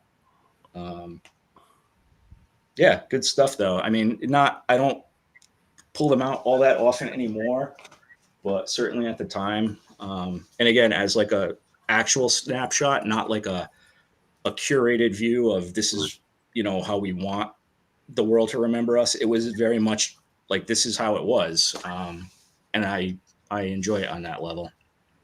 Nice. That's awesome. I mean, what has happened to comps? You know, like, I don't know. I got a bunch of stuff tossed in a shopping bag to me from a friend in Japan, and like, you know, Hardcore Kitchen Records. So here's like, I don't know, 20 bands kind of thing, and like 20 more bands. Like, I love that stuff. Like you're saying too, it's just like, you know, freshman year of college. Like, this is great. Everything's going on. It's like, this is so sweet. I can hear all these different bands on one thing, but like, comps just don't have it anymore. Do they even exist anymore? Well, the best one was like the 4-way one with Scarecrow and Destruct, and that one was like real good. It kind of has like a theme to it, like a point to it, not just like let's throw a bunch of bands on a CD and whatever. And like, I like it to be like themed or like some reason for it to exist. I don't know, like I don't know. It's just yeah. I mean, I can see both sides of that, because a lot of times I personally might not want to listen to something where you have so many different kinds of styles, kind of all one after another. But again, like growing up at the time, like you were listening to college radio, right? And a lot of those shows, that's how it was. It wasn't as, I think with the internet, with the access we have to all this music, with the access we have to information about the music, we tend to get this like laser focused kind of tunnel vision sometimes, where it's like, yeah, here's my radio show on 1970s Brazilian punk, which is like, okay, that's awesome, but the variety isn't there. And it's certainly for a case like this where this is like what was happening. Right. This is the true representation. It wasn't like we can't leave out, the stuff that maybe that doesn't fit as well. And on both of these, there's a lot of tracks on both of these by bands that this is their only output. It's one comp only. That was all they were ever on. So again, a nice kind of memento of the time. Certainly nostalgia is high for me on this. I don't know how familiar any of you guys would have been with any of these guys other than like Drop Dead probably. I mean, there was a really big Airborne Radar. Airborne Radar, yeah. Yeah, I played saw with Airborne Radar and Lightning Bolt in Baltimore at different times. Yeah, I saw in the 90s. A lot of times, I think. Yeah. I know they toured quite a bit. I know at the time, but I think fun stuff. Jesse, when you were saying about comps, it's like the death of the comp was the rise of the sampler. In America with like the Epitaph and the Give 'Em the Boot. And like and stuff like that. Kind of comps, when those proliferated and they were being given away for free, or like they were being sold for like $5 or $1 or something. I know that they got a ton of younger kids into punk, but like that style of like free label sampler kind of like hurt the focused comp. You know what I mean? I feel like in the time it was tough. Right. You still had some stuff happening, but like I think maybe a whole generation of kids felt that comps were disposable because they would just get handed them at the Warped Tour or something. You know what I mean? Yeah. And then it's like things that were more focused, like those reality comps, like, those Power Violence reality comps, or like Cry Now, Cry Later, or like those types of things kind of, I don't know. It's felt like that stopped happening as much with the rise of like, just like cheap free CD comps kind of like hurt that scene, I guess. You've just given me the idea for next week's round 3. Thank you. There's a cool blurb on the insert to this I was reading earlier, so I don't have it memorized, but it's basically to the effect of, this is all made by hand.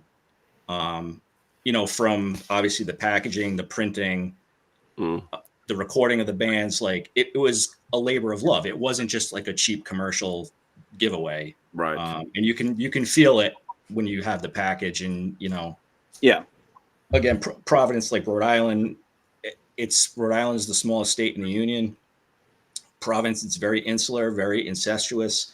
Lots of bands obviously sharing members, if not sharing members. It's like, again, these shows at the time, it was like you felt like you knew everybody there because you did probably. Right. And it was, certainly not unusual to have musicians, artists, writers, recording people, whatever, all in the mix, just each person doing their own, little piece of the puzzle to create something of beauty, which is really a cool thing. Right. Nice. All right, Jesse. Cool. Yeah. Okay. I got a CD because I was in Japan recently, so land of the CD. Yes. So I've got like a new release, which probably anybody can still get their grubby mitts on if they want. Oh.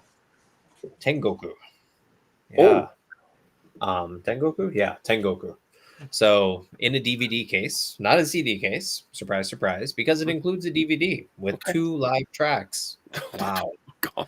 Yeah. I mean, if you love yourselves that much to put on 2 of your live stuff into like your own release, it's pretty fucking cool, I'd say. Or at least, you're very confident in what you're doing.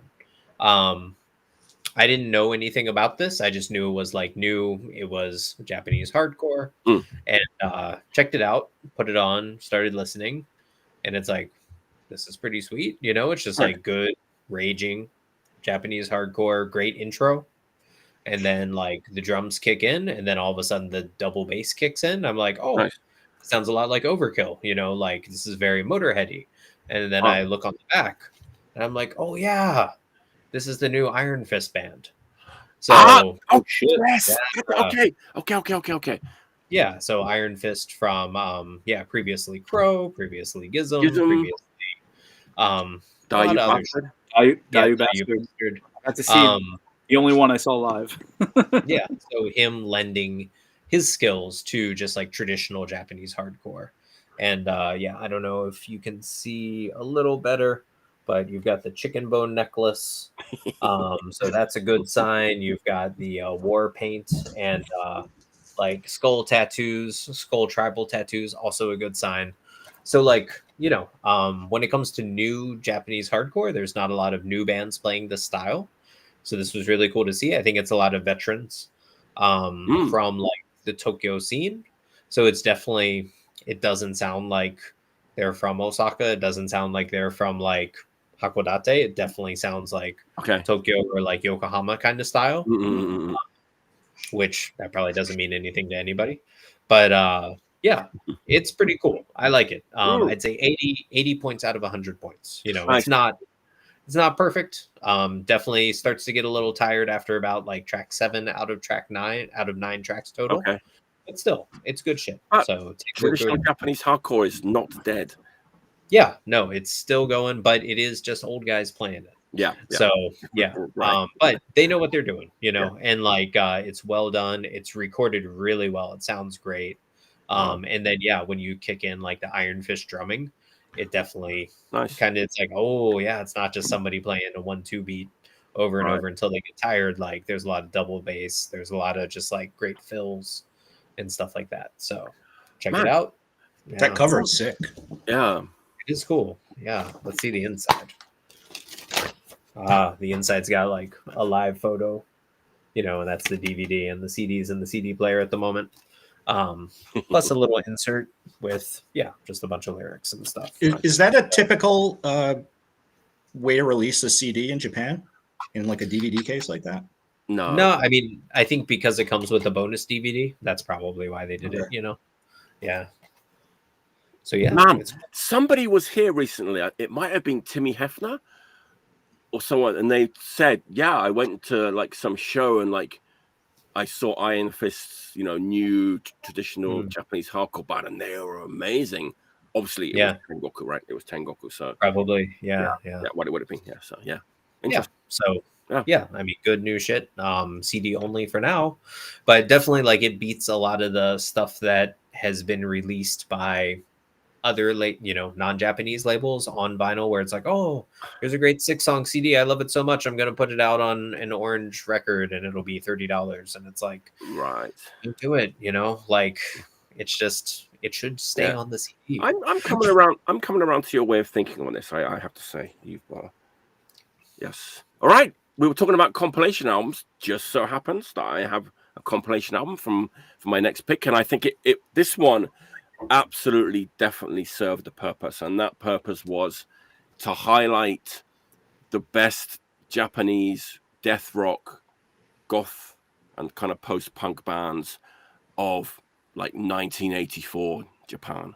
I'd like never seen this record before, and I've been listening to like, I've been trying to get back into like Japanese goth from the 80s, and it's a little tricky. It's kind of disappointing. There's some highs, there's some lows, there's some sort of real like middle of the road stuff. There's a band called G.A.T.E.S, who I think are amazing. They have a female vocalist called Shoko, and everything about that band is amazing.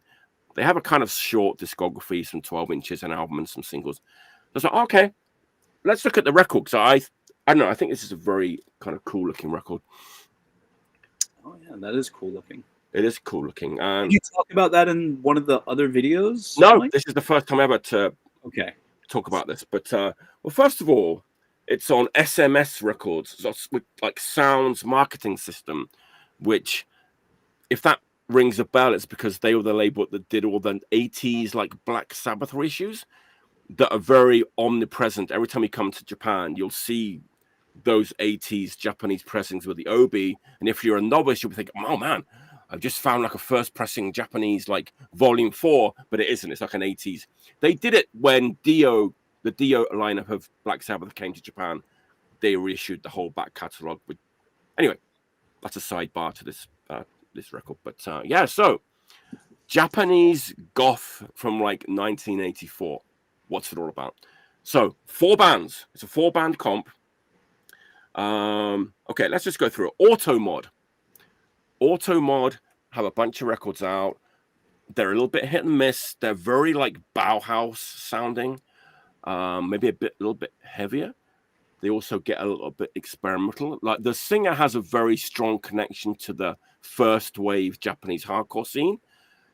Gene is his name because he was in that band Axe Bomber with like Sakevi and Masami from Ghoul and Pill from Lip Cream.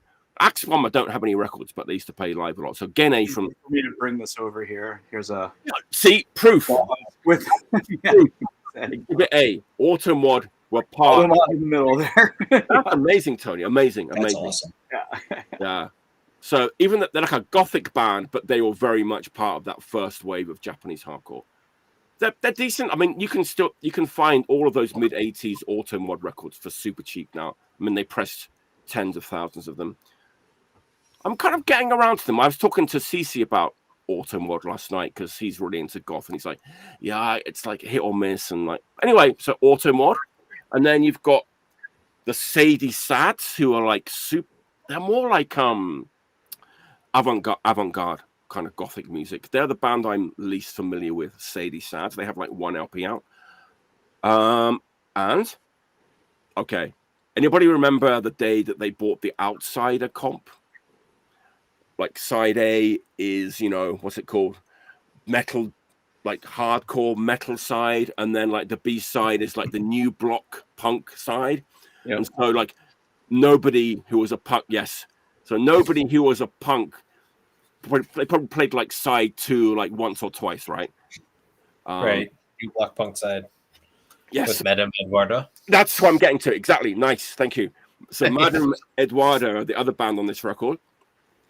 But those songs are live, right? I mean, I don't even remember what those songs sound like, but like on I mean, the whole thing's live, yeah. Yes. So, but you know, like, I don't want to be left out there. There you go. So Madame Eduarda have a full-length record out on City Rocker Records, Dogma City Rocker, and it's actually pretty decent. It's like heavy, kind of Christian death, like death rock. It's usually the vocals that are kind of the stumbling point on some of these bands. But anyway, decent, like Madame Eduarda. And then the reason I bought this record was because there's more like G. Schmidt songs, and G. Schmidt is the best band on this compilation. Female vocals, Shoko, great songs, death rock, goth, top notch. If you see any, I just wonder where that name comes from.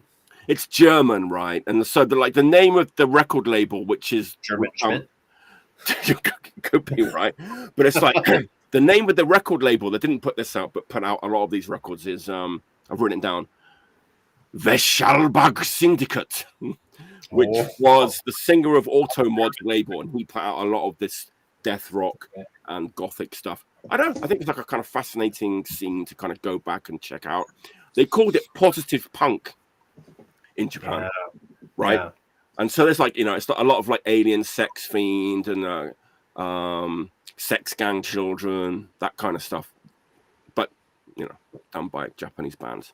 Was that a contemporaneous release in the 80s, or was that like a later retrospective kind of thing? It came out in 1984. So it was like in a real time.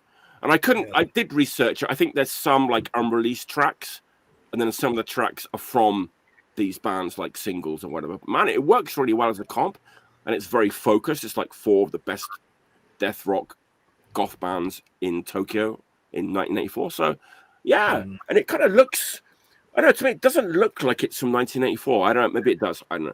It kind of, I thought it was like from the 90s or something, just from the way it looks. But I don't know. But anyway, if you want to, it's got a very long title. I had to write it down. Toki no Soretsu, The Funeral Procession of Time, Selections from Excommunicated Moment is the full title of yes, very goth, none more black. There you go. Yeah, like there was just recently some death rock festival in Tokyo. Oh, really? So I guess, yeah, like I know Garrow's played, which are more like 70s punk, like more LA style death rock, but like if you can call it that. Right. But like, yeah, the scene's still going, which is cool. You don't necessarily associate Japan with like goth stuff, and things like that, right? But I do like how it definitely back in that first wave. I mean, Tony just showed it. It was very tied in with the first wave of Japanese hardcore, and they were playing together. So it's cool, It's an interesting part of the development of Japanese punk. So yeah, that's my fourth pick. There you go. I did have Nathan's question stuck on the screen. I'm sorry about that. But it was an important question. What record store does Tony work out or own? Yeah. Come on, Tony. Keep working out. All right. I don't work out anywhere, but how much are you benching, Tony? It's clear I don't work out anywhere, but I will celebrate it somewhere. All right, Tony, what's your next pick? Well, Mike, I was inspired by. I've been watching your videos, your Japanese hardcore LP picks, and then your female-fronted video, and that caused me to go into my collection and pick this yet discussed, maybe because it's a 7-inch, maybe just because you haven't gotten it to it yet, right? I believe Osaka-based band, so it should be no surprise that Kyoto. Kyoto. Okay, yeah. Sorry, yeah. So anyway, your videos caused me to pull this out. Not that it needed to be pulled very far. It's never too far from the turntable, but just an absolutely raging, 7-inch, just absolutely killer. I don't really have any great descriptors except, it's like kind of like it's fast, right? It's like kind of almost SOB. It's more like there is a thrash. Like when I first heard this, I was working at Reptilian Records. This is in the 90s, late 90s. And there was a bootleg done. I don't know who put it out. Called, nice. Jesse, I think you might have gotten me that same shirt, right? Oh, nice. Yeah. Did you get me one of those, Jesse? I have that shirt. I think I got it from you. I'm pretty sure it's from me. Yeah, like that's a good segue into the fact that they were playing as late as like 2020-ish. They so sad. Came back together for a few gigs and whatever, but not a current thing, I think. Right. Well, that bootleg, so good. That bootleg that I got in Reptilian days, so this is like 98 or 99 or something like that. It's kind of shittily called Godzilla, and it has a picture of Godzilla on the front right. So that sucks already, but it was my first. It was like 4 7-inches on it, and it was the first 2 are Brain Death and then Chicken Bowels is the next one. I can't remember the other 2. Maybe the Clay. I can't remember. I don't own that bootleg. It's just, but that was the first time hearing it, and it was kind of early for me, and I was kind of almost like, it's thrash, but there's like crossover elements a little bit. I remember being like, oh, it's like a woman singing for a Japanese hardcore band that has like almost like these Cryptic Slaughter kind of breakdowns, these kind of like crossover-y. It's not like full-blown metal. It's more like unhinged hardcore than it is fully metal, in my opinion. But like there's elements, especially some crossover thrashy elements, or whatever. But yeah, that was one of my faves, and it took a while to find that single, but I love it. And yeah, so Brain Death, Personal Affair. Is that Selfish Records? Yeah, Selfish. Yep. Put it out. So yeah, Glory Days. The Glory Days. Yeah, I mean, really it makes sense. It's great. So like I'm on the back. It's like Kyoto. Yeah, so good. I've forgotten like who the members of the band are and what they did after Brain Death. There's nobody of note, right? Is there a Continental Kids member? Maybe no, right? I don't think so. Was it maybe, Jesse, were you the one that told me, and I could be wrong here because like I don't have the deep knowledge here, but that maybe somebody from a band produced it, like maybe a guy from SOB or one of those bands. Yeah, something like that. Yeah. I feel like somebody from SOB was the producer for sure. Yeah, I think so. There was some connection, for sure. But maybe nothing with the members going on to something else. Nice. That's Great pick. I mean, I'm trying to remember who. So it was the guitarist of like a current Kyoto band who rejoined, and like that's who I got the shirts through and stuff when I was living in Nagasaki. But like, I'm trying to remember who it was. So always a little fuzzy sometimes. It'll come to you. It will come to you. Yeah, first time. Just really, really great, really great single. Yeah. Just total ripping hardcore with some metal, a little metal. Yeah. Jesse, are you wearing a No Problem t-shirt? Hoodie, sorry. No, this is not affiliated with the band. It's just straight up no God, no master, no problem. Okay. Sorry, James. I'm hoping it reflects my mental state at the time. Yeah. Sorry, James. Sorry to disappoint. So, I mean, you know, we could pitch it to him, but yeah. All right, Scoots, what's your fourth pick? What you got?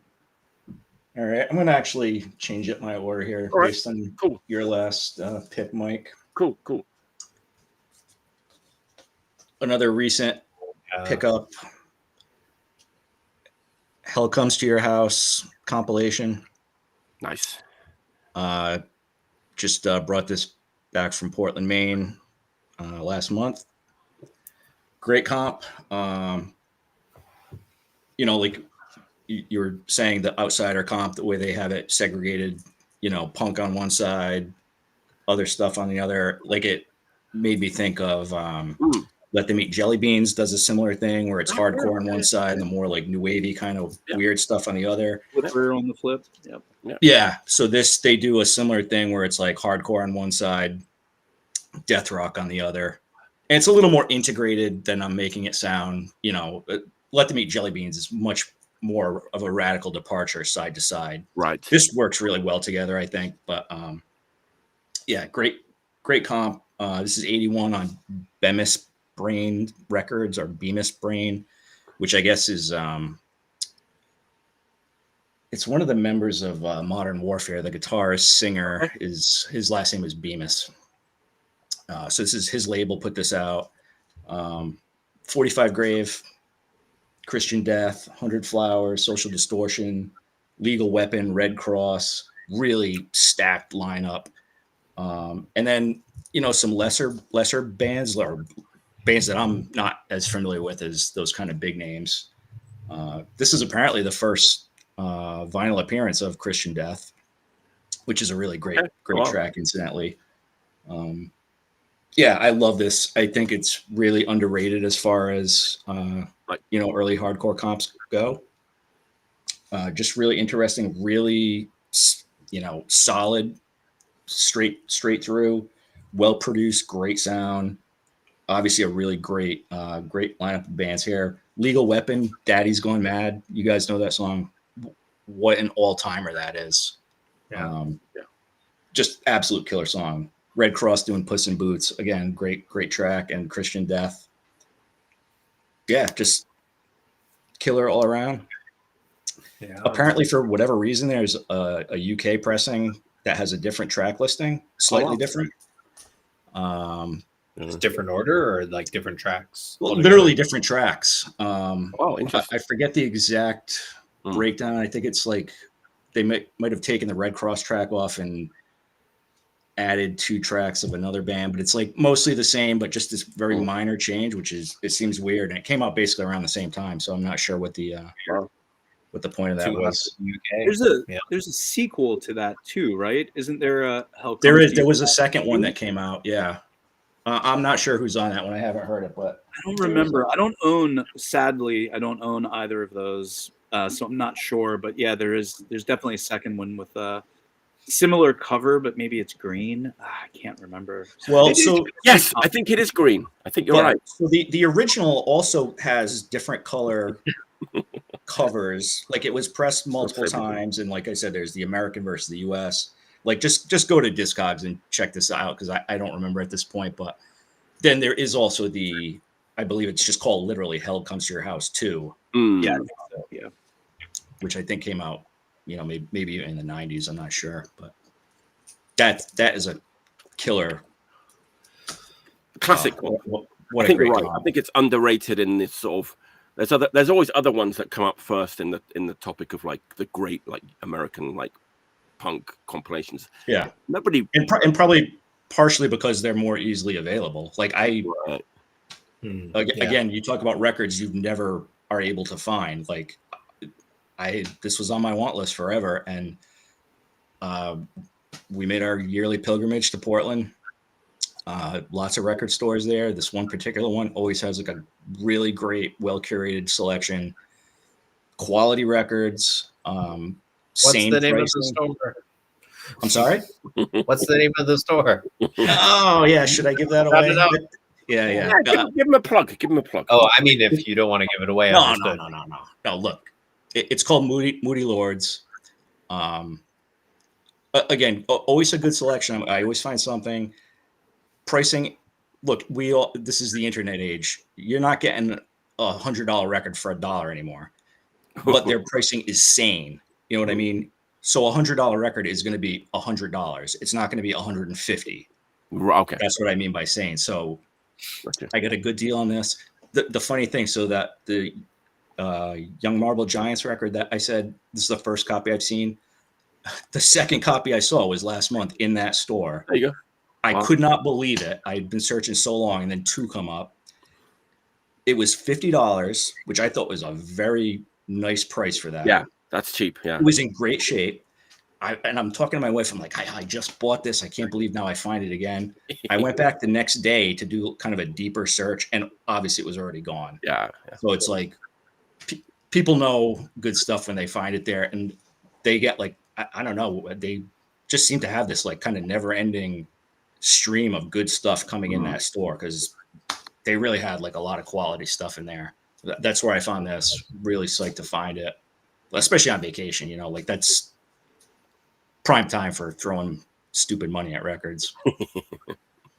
But that was my long-winded way of saying it's a good potentially not as well regarded because you just couldn't find it. Right. You know. Yeah. All right, Jesse, what's your fourth pick? Yeah. I thought I'd do audience interaction or, person interaction. So this record, like, as I've reflected on it after listening to it, I'm like, I feel like this is a band that even if I haven't heard this record, if I see it in a store, like if I see one of their records in the store, I'm going to buy it because I know it's quality. So like in my experience, like Talk Is Poison, Death Threat, like I can trust those bands. I know if I haven't heard a record and I buy it, it's going to be good. So I don't know about people in the chat or you guys. Do you have anything that you would just blindly trust? Like if you see this band put out a record, or if it's a band that you've been delving into a little bit and like every single thing you've bought has been good, something you don't know, you haven't heard yet, you'd still buy it no matter what without checking it out first. I don't know about bands, but these days, like anything La Vida puts out, I'm willing to throw the dice. More labels actually than bands, I would say. Yeah, really trustworthy. Okay. There's not enough bands that are prolific enough to Yeah, maybe it's like at this point it's so easy to just get it all, right? That we've already gotten it all, kind of thing. But like, I guess for me, I think I missed out on some eras, right? Because I was doing other things or I was living somewhere else. Matt, nice answer. Toad the Wet Sprocket, always great. Okay, don't forget who else? The Toadies, also always good. When you say Toad the Wet Sprocket, do you mean the new ever British heavy metal band Toad the Wet Sprocket or another band? He doesn't. Okay. He means the Canadian one. Yeah. Jesse, one time in my more immature youth, I went to see All play a show, and I'm a super fan. And the Toadies opened for All in DC, and I was so like taken aback and angered by their presence, standing between me and the band that I was attempting to see, that I straight up turned. I was in the front row like a psychopath, and I just turned my back to them, like just. I feel bad. I was just so mad. I was just like, nope. Reverse Miles Davis. Yes. Now that I'm thinking about it, I'm looking forward to the next home front record, but it might take a while, right? Okay. Yeah. So like, okay.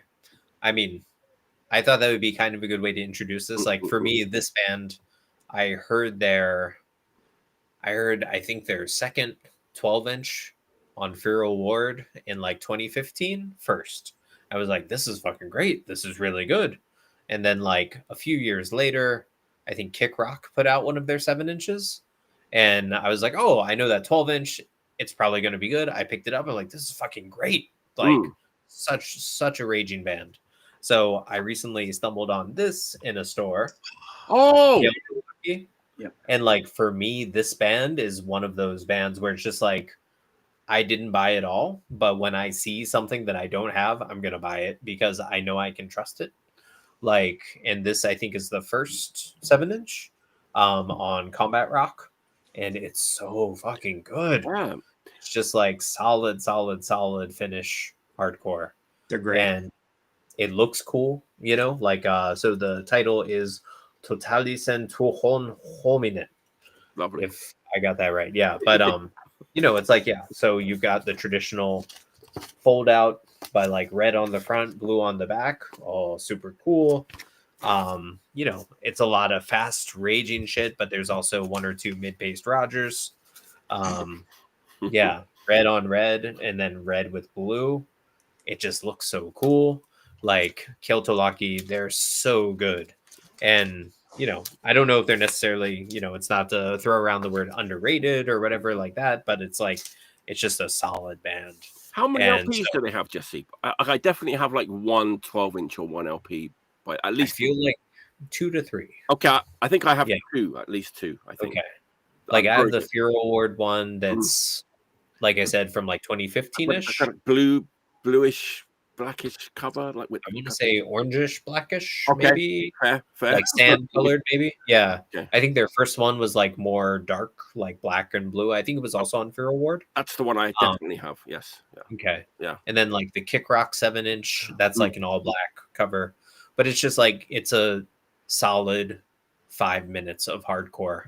And it's like when you're getting ready to go to work in the morning, you just put that on. You're like, this is great. This is fucking great. Yeah. Like First Bastards EP. I'd say it's a little more raging. I mean, I have that First Bastards LP. It's okay, but it's not great. I feel like this is a little better if you ask me, but that's just my opinion. But yeah, Kieltolaki is one of those bands that like next time I see one of their 7-inches, I'll buy it. Just like no matter what. And I'm really happy that there are bands like that. Yeah. You know, I don't think there's a lot. Jesse, oh, sorry, Mike. G.A.T.E. Tohoa. It's another like band. If they put out a new record, I would definitely buy something by them. Yeah, they're putting out an LP on La Vida next year. Are they really? Yes, they are. Yeah. So yeah, I got in touch with. I know one of the dudes followed the Fire thing, and I was like, "Hey, love your guys' stuff. It's really great." He's like, "Yeah, putting out an LP on La Vida." I'm like, "Sounds good." Yes, that's good news. That's something to like look forward to in 2026 for sure. Keep yourselves alive. That's pretty much Creed said. I'm surprised those records didn't do better because that was also right around the time that like Honey was reissuing all those Finnish classics, Chaos and Restitute and all that stuff. And Havoc ended up doing a bunch of reissues all at the same time too. And I mean, well, then that's just kind of like you're spoiled for choice, right? So what are you gonna buy? I can see where that's an issue for a lot of people too. I remember I had a conversation with Yannick around that time, like over the phone. We were like trading some records or something. And it was right around the time that he was putting out one of those records. And he was even kind of like, I mean, I'm just paraphrasing. This was years and years ago. He was like, I basically just like, I don't think that like the hype is there for this band. Like he was basically kind of like, I know now, even as this is happening, this is underrated, or there isn't like a groundswell of people interested. But I love it, and I just want to. I don't care, basically, that there's no hype or that it might not sell very well. He was just like, yeah, that one. He was just like, I just. Oh, I don't have that one. He was basically just like, I'm compelled to put this record out because I think it's good, and I just don't care. Such a rager. Yeah. Nobody cares, basically. I mean, in so many words, he was just... Little brag. I did the cover art on this record. Oh, hey, lucky man. This is the Mukau early compilation of tracks. I think they have records out after this at this point, but this was all the early singles that Mukau put out. What a great tie-in there. Yeah. Amazing. Yeah, I mean, it's just one of those bands that like nobody really talks about, but fuck. Now they will. We've opened the can of whatever the worms. Right, for the 10 people watching. Go and buy all the, the G.A.T.E.S records on wherever you can now, because prices are going to be, going through the roof. Mike's the tastemaker. I am the tastemaker. All right, let's move on. Last round. Okay, more Japanese stuff. First wave punk. First wave Japanese punk. For everybody or just for you? I was duped into thinking that this band had one really, really good song when it was on their first 7-inch, and it kind of wasn't really worth investigating beyond that, and I kind of believed it for a long time. But now I realize that information was wrong, and I feel very wronged by people that told me these things. I don't think Jesse did, but it was just the thing that's they had this really amazing song, and all of their other songs are not as good as this one song. And even when they re-recorded it for their first LP, it's this band is already on the down slide. Any guesses? Gizm? Well, no. First wave Japanese punk, not hardcore. Oh, punk. Laughing Nose. No. First wave Japanese punk. I'll let those guys guess. Anyway, anybody else want to guess in the comments? Of course. Everybody. I'm talking about audience interaction. Come on. Friction.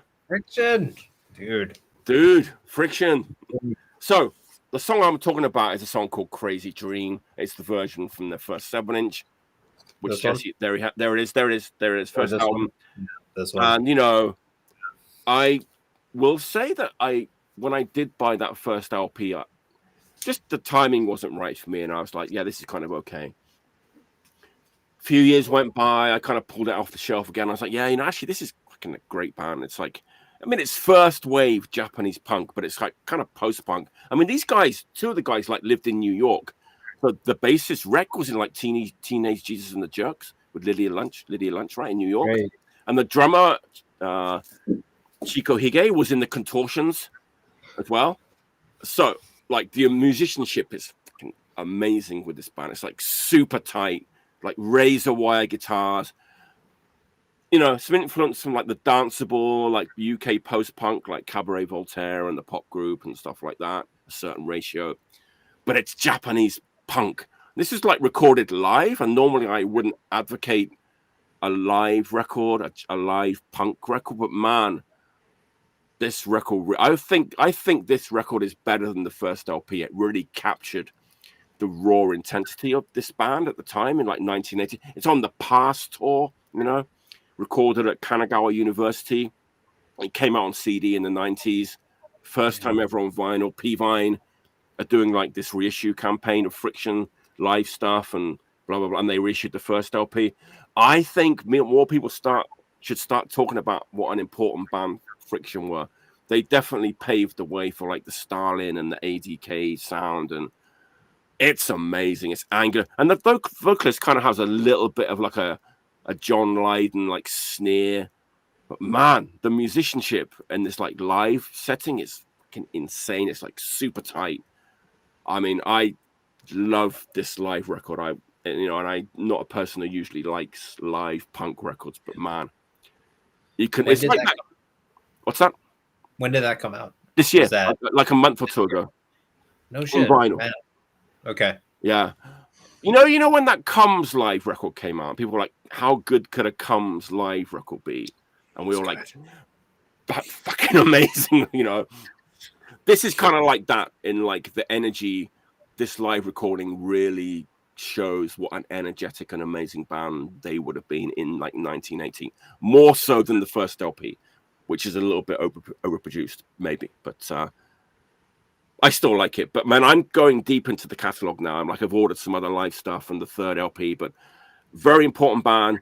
People outside of Japan don't really care about Friction, I guess. I don't know, but and that first wave of like, you know, Mr. Kite and the Godzilla comp. Yeah, I mean the Gojira stuff. Yeah, like I mean it all is super important. There was something else that I was gonna talk about, but probably not. You know, Nagomu Records, Bachi Kabari, stuff like that is like similar on the no wave / post punk side. That Right. Like all those bands that played at Yaneura in like the late 70s and early 80s is just it must have been like being at Max's Kansas City in the 70s. You know, Japan, that kind of thing. And there's an Italian label called Spittle, which is a long-running label that has a new thing called Spittle Made in Japan, and they're reissuing like tons of that, like late 70s, early 80s Japanese post-punk. That's cool. Very exciting, very exciting. So yeah, Friction. I mean, I don't know. I mean, honestly, this would not be a bad place to start if you've never heard Friction. Honestly, it's such a good live recording. Their best. Yeah. So that's my last pick. Friction live past tour 1980. P-Vine Records 2025. Man, give me a copy of that. Yeah, I didn't see any when I was there. I would have picked one up if I did. Maybe it hadn't come out yet when you were here. Actually, it's very, very new. It's super new. Last month. Yeah, well, yeah. It literally just like came up. But I don't know. Okay. You weren't looking in the Friction section. Right? No, I did pick up like the first LP because I've been looking for it forever, and I finally found a copy at a decent price. That's the first pressing, right? That's the first proper pressing. The Past Records. Yeah, that's the past one. Yeah. The EP though is the reissue from like the early 2000s. Yeah. And I don't know if that's the one. I don't know if that's the one I was listening to the other day. I was streaming one of the live Friction LPs, and I thought it wouldn't be a far cry if you were into like Les Rallies, Des Nudes. Yeah. To make the jump from that to, especially because they're both live, and neither one of them suffers for being live. Like I can't imagine listening to that in a studio recording. And I don't know, maybe because of that, I was creating connections that weren't there, but I was like really thinking to myself, like, I don't think it's like a huge leap to think if you're into one that you would be interested in the other. Yeah, all that early avant-garde stuff. Yeah, I mean, I feel like it's all super just like, I don't know, there was just an energy in the air kind of thing, and like some people were going this way, some people were going that way. So yeah. I mean, I already showed this one, which is even earlier. This is like the 1979 live 10-inch. I've already showed this like about a month ago. This has never been released. This was like originally like a private press thing that they gave away at shows in like the late 70s. This has also just been reissued. This live, like 1979 live. So yeah, they're doing a real like nice Friction reissue campaign right now. So, like P-Vine is doing all of those? Yes. Even the studio ones? Yes. Yeah, they just reissued the first album too. Yeah. P-Vine is interesting because those records can be expensive in the United States, but they actually will deal direct with stores. Very interesting label. I mean, they're huge. Yeah. But they release so much cool stuff from like funk and soul and punk. And they have their own pressing plant. They have their own pressing plant now too. But I've gotten a bunch of stuff. A friend of mine owned the masters of a bunch of jazz records that P-Vine was going to issue, and they did issue them, a bunch of Clifford Jordan records that P-Vine reissued. They reissued them through a friend of mine, so he kind of was like, hey, if you want to order anything else from P-Vine, I can just get it direct to the store. Nice. And so then it makes it much more reasonable, because those records are like $40 and $50 if you try to get them through other means. If there's like a middle person, they become real expensive in the United States. But you can basically deal direct with P-Vine and get a bunch of those. I mean, I think they're one of the coolest record labels on the planet. It's just like, it's a massive label, but they just have such great taste. Yeah. They put out some insane funk stuff, like all these. They did a reissue campaign for that Kashmir Stage Band. Like, there's just like all these crazy funk records that they do, and the Live Stalin record. There was like all the like kind of 80K stuff is reissued through them. Some of it. So. They even did that band, the Verticos, who is like, it's like one member of like that Korean Crusher Crust band. What's that? Scumraid? Scumraid? Yes, like the woman from that band has a kind of garage punk band called But they put out their record on P-Vine. Yeah, it's insane, right? It's like a new garage punk band. Yeah. Anyway, that's my last pick. Friction. Hail P-Vine. Oh yeah, you have to get some of those. Yes. In the shop. All right, Tony, what's your last pick? All right, last one. This is the last one, right? Last one. Okay. Another new one, and headed down to Australia. This band is called Melvic Center, and this record is called Trawler. This is a real hyper-specific Tony pick. Okay. The kid that does this band is really young. He might be like 20 or in his he's a younger kid for sure.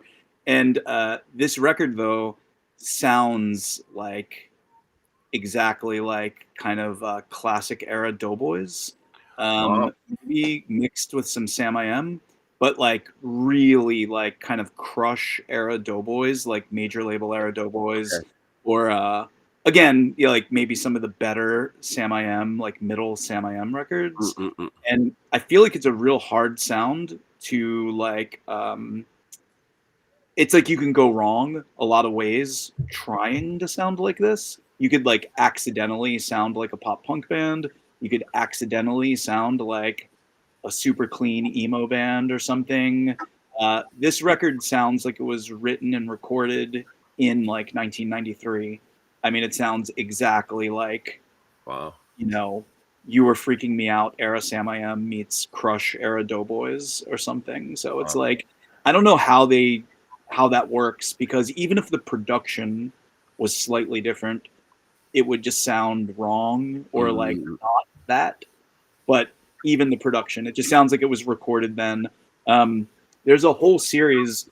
I could have picked any of these if I had found them, of like in the early 2000s, we would go to the CD section of like the local record stores.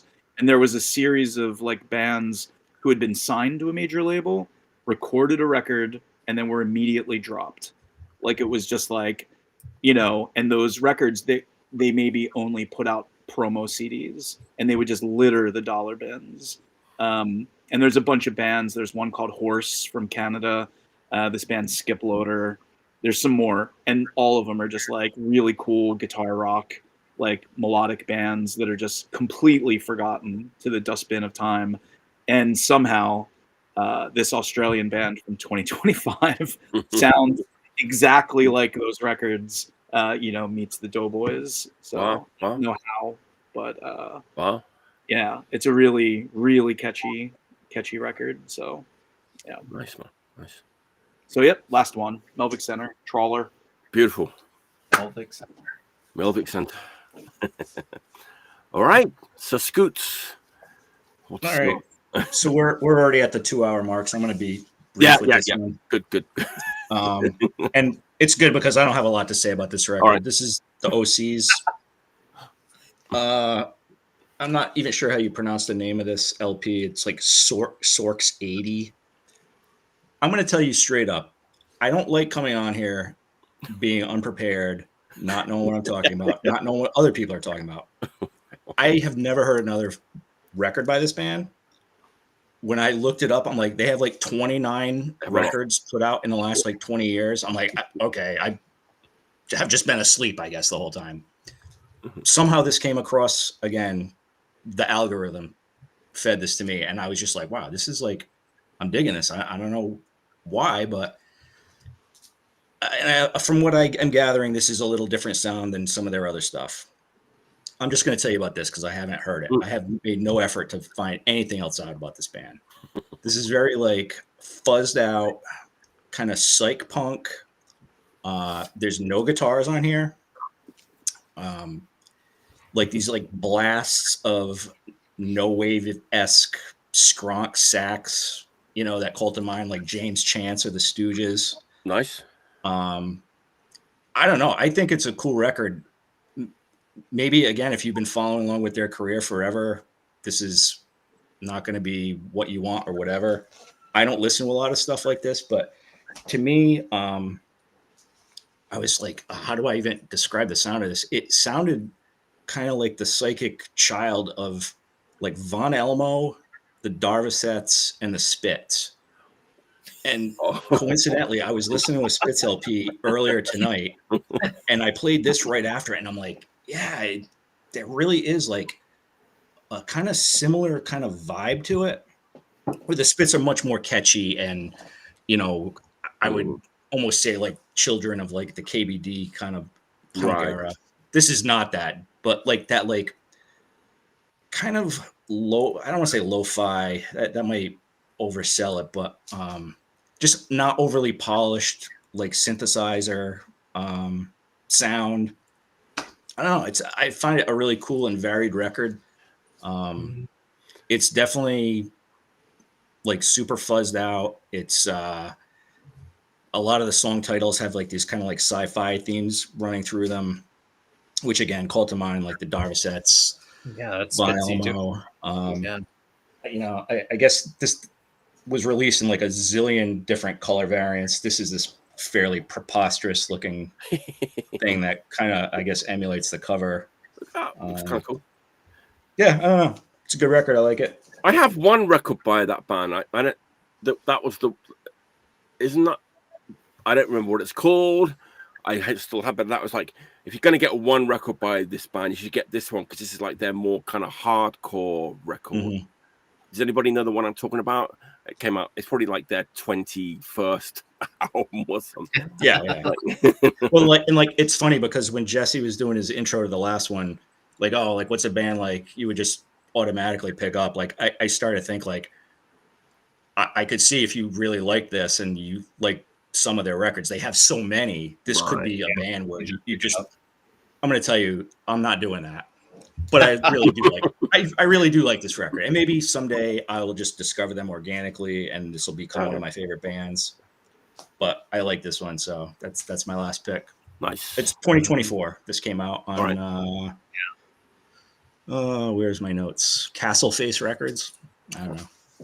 Good old Castle Face. Good old Castle Face. Never heard of them. And, all right. It's that name is like so.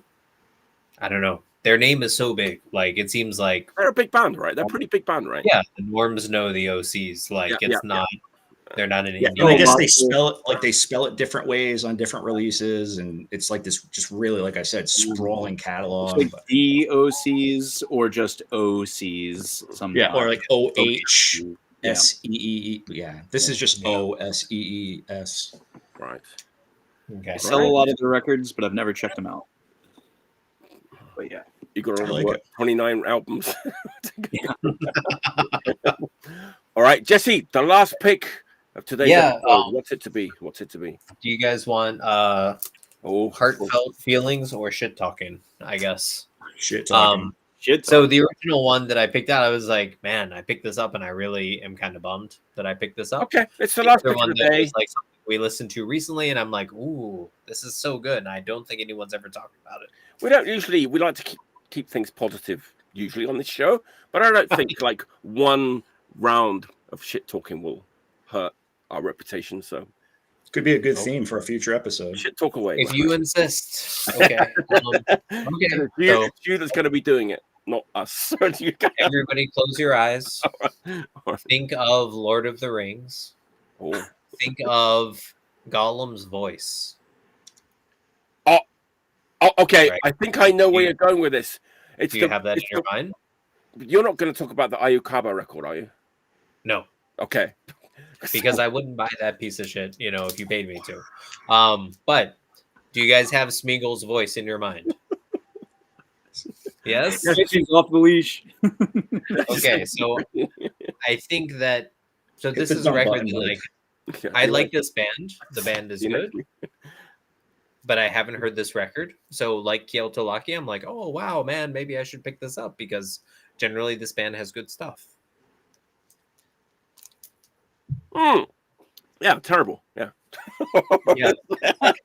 Like, tell me something I don't know.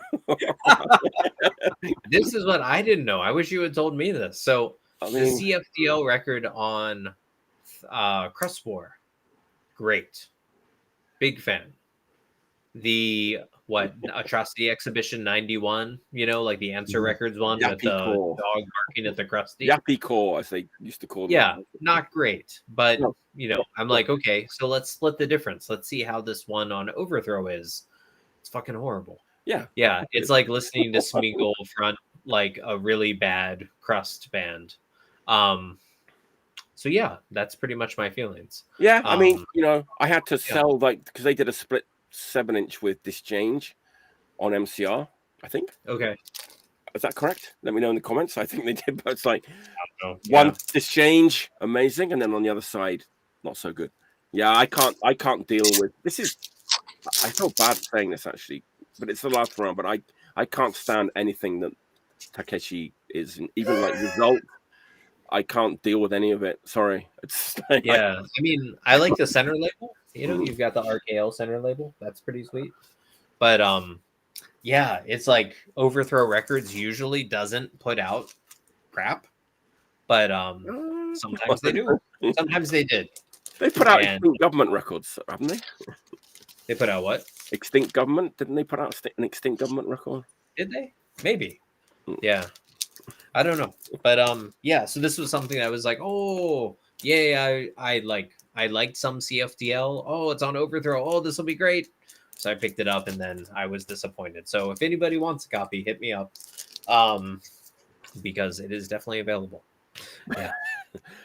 This is a very interesting way to end the show. I didn't see this coming, but it's like I was like what's the opposite of catnip? So as soon as I saw that record, I was like, yeah, of course. Horrible. Like, kryptonite. Yeah. I mean, if anybody wants to talk about good stuff, this is what. Oh, King Kong. That record rules. But right, Jesse, that record, as incredible as it is, I was ready for anything. I was like, ordered a bunch of copies of the one that followed it. Mm-hmm. Fucking no, the one that followed it definitely like. Yeah, he's doing his own thing. Rules. Yep, this one is so good. Yeah, we listened to this on the way back from playing in Detroit. And I think I've got like the glow in the dark vinyl and everything too, you know, like, but this record, oh, it's so good. It's just straight up. I think I bought that on your recommendation. I think I remember thinking that you were correct. Yeah, it's just like T-Rex vocals plus modernized, like glammy metal stuff. Yeah. Great lyrics. Oh, such great lyrics. Good to end on a positive note. Yay, positive note. Yay. As long as you don't buy the record after it. As long as you don't buy the one after that one. Okay. Right. That one's not so great. Yeah. But it was funny, like the connection, like the next thing that came up on like my streaming thing was OCs. Yeah, like, if I'm gonna say like there's OCs, some kind of like, and I'm like similarity. I don't think so. Yeah, no? I don't know. I don't see the connection. Weird. Okay. But I've listened to a shit ton of garage like stuff. Indie garage, you know? Yeah, I mean like major label garage. Like major label garage. Stadium like garage. Corporate garage. White collar garage. Whatever you want to call it. I wish I had a corporate garage. That'd be sweet. Yeah. All right. Let's wrap it up. It's been it was a great episode. I think we've been like we're on a kind of roll recently. I think we're doing great with these things after doing them for like 145 times. I think finally found our groove. Yeah. Thanks for watching, everybody. And this is next week's show, as shown on a JPEG on a broken Mac. Beautifully illustrated. Episode 146, Friday, December 5th, this 10 p.m. John Villegas, Andy Lefton, Hazel, tune in next week for another amazing installment of the best podcast on YouTube. All right, let's say goodbye to everyone watching. Thanks for tuning in. Sash sneaked in with a comment at the end. Yeah, finally, Sash. Come on. Yes, it does have a live recording, and that's better than the studio recording, but it's still not good. On that note, on that bombshell. If you want that, hit me up, Sash. It's on that bombshell. Thanks for watching, everybody. It's always lovely to see everyone in the comments. It's always a great time. I love doing the show, and I'll keep doing it for as long as I am alive. Until next time, stay healthy. I say this, but I'm not taking my own advice. I'm not healthy and I'm not clean. But everybody else out there, don't be like me. Stay healthy and stay clean. Listen to CFDL.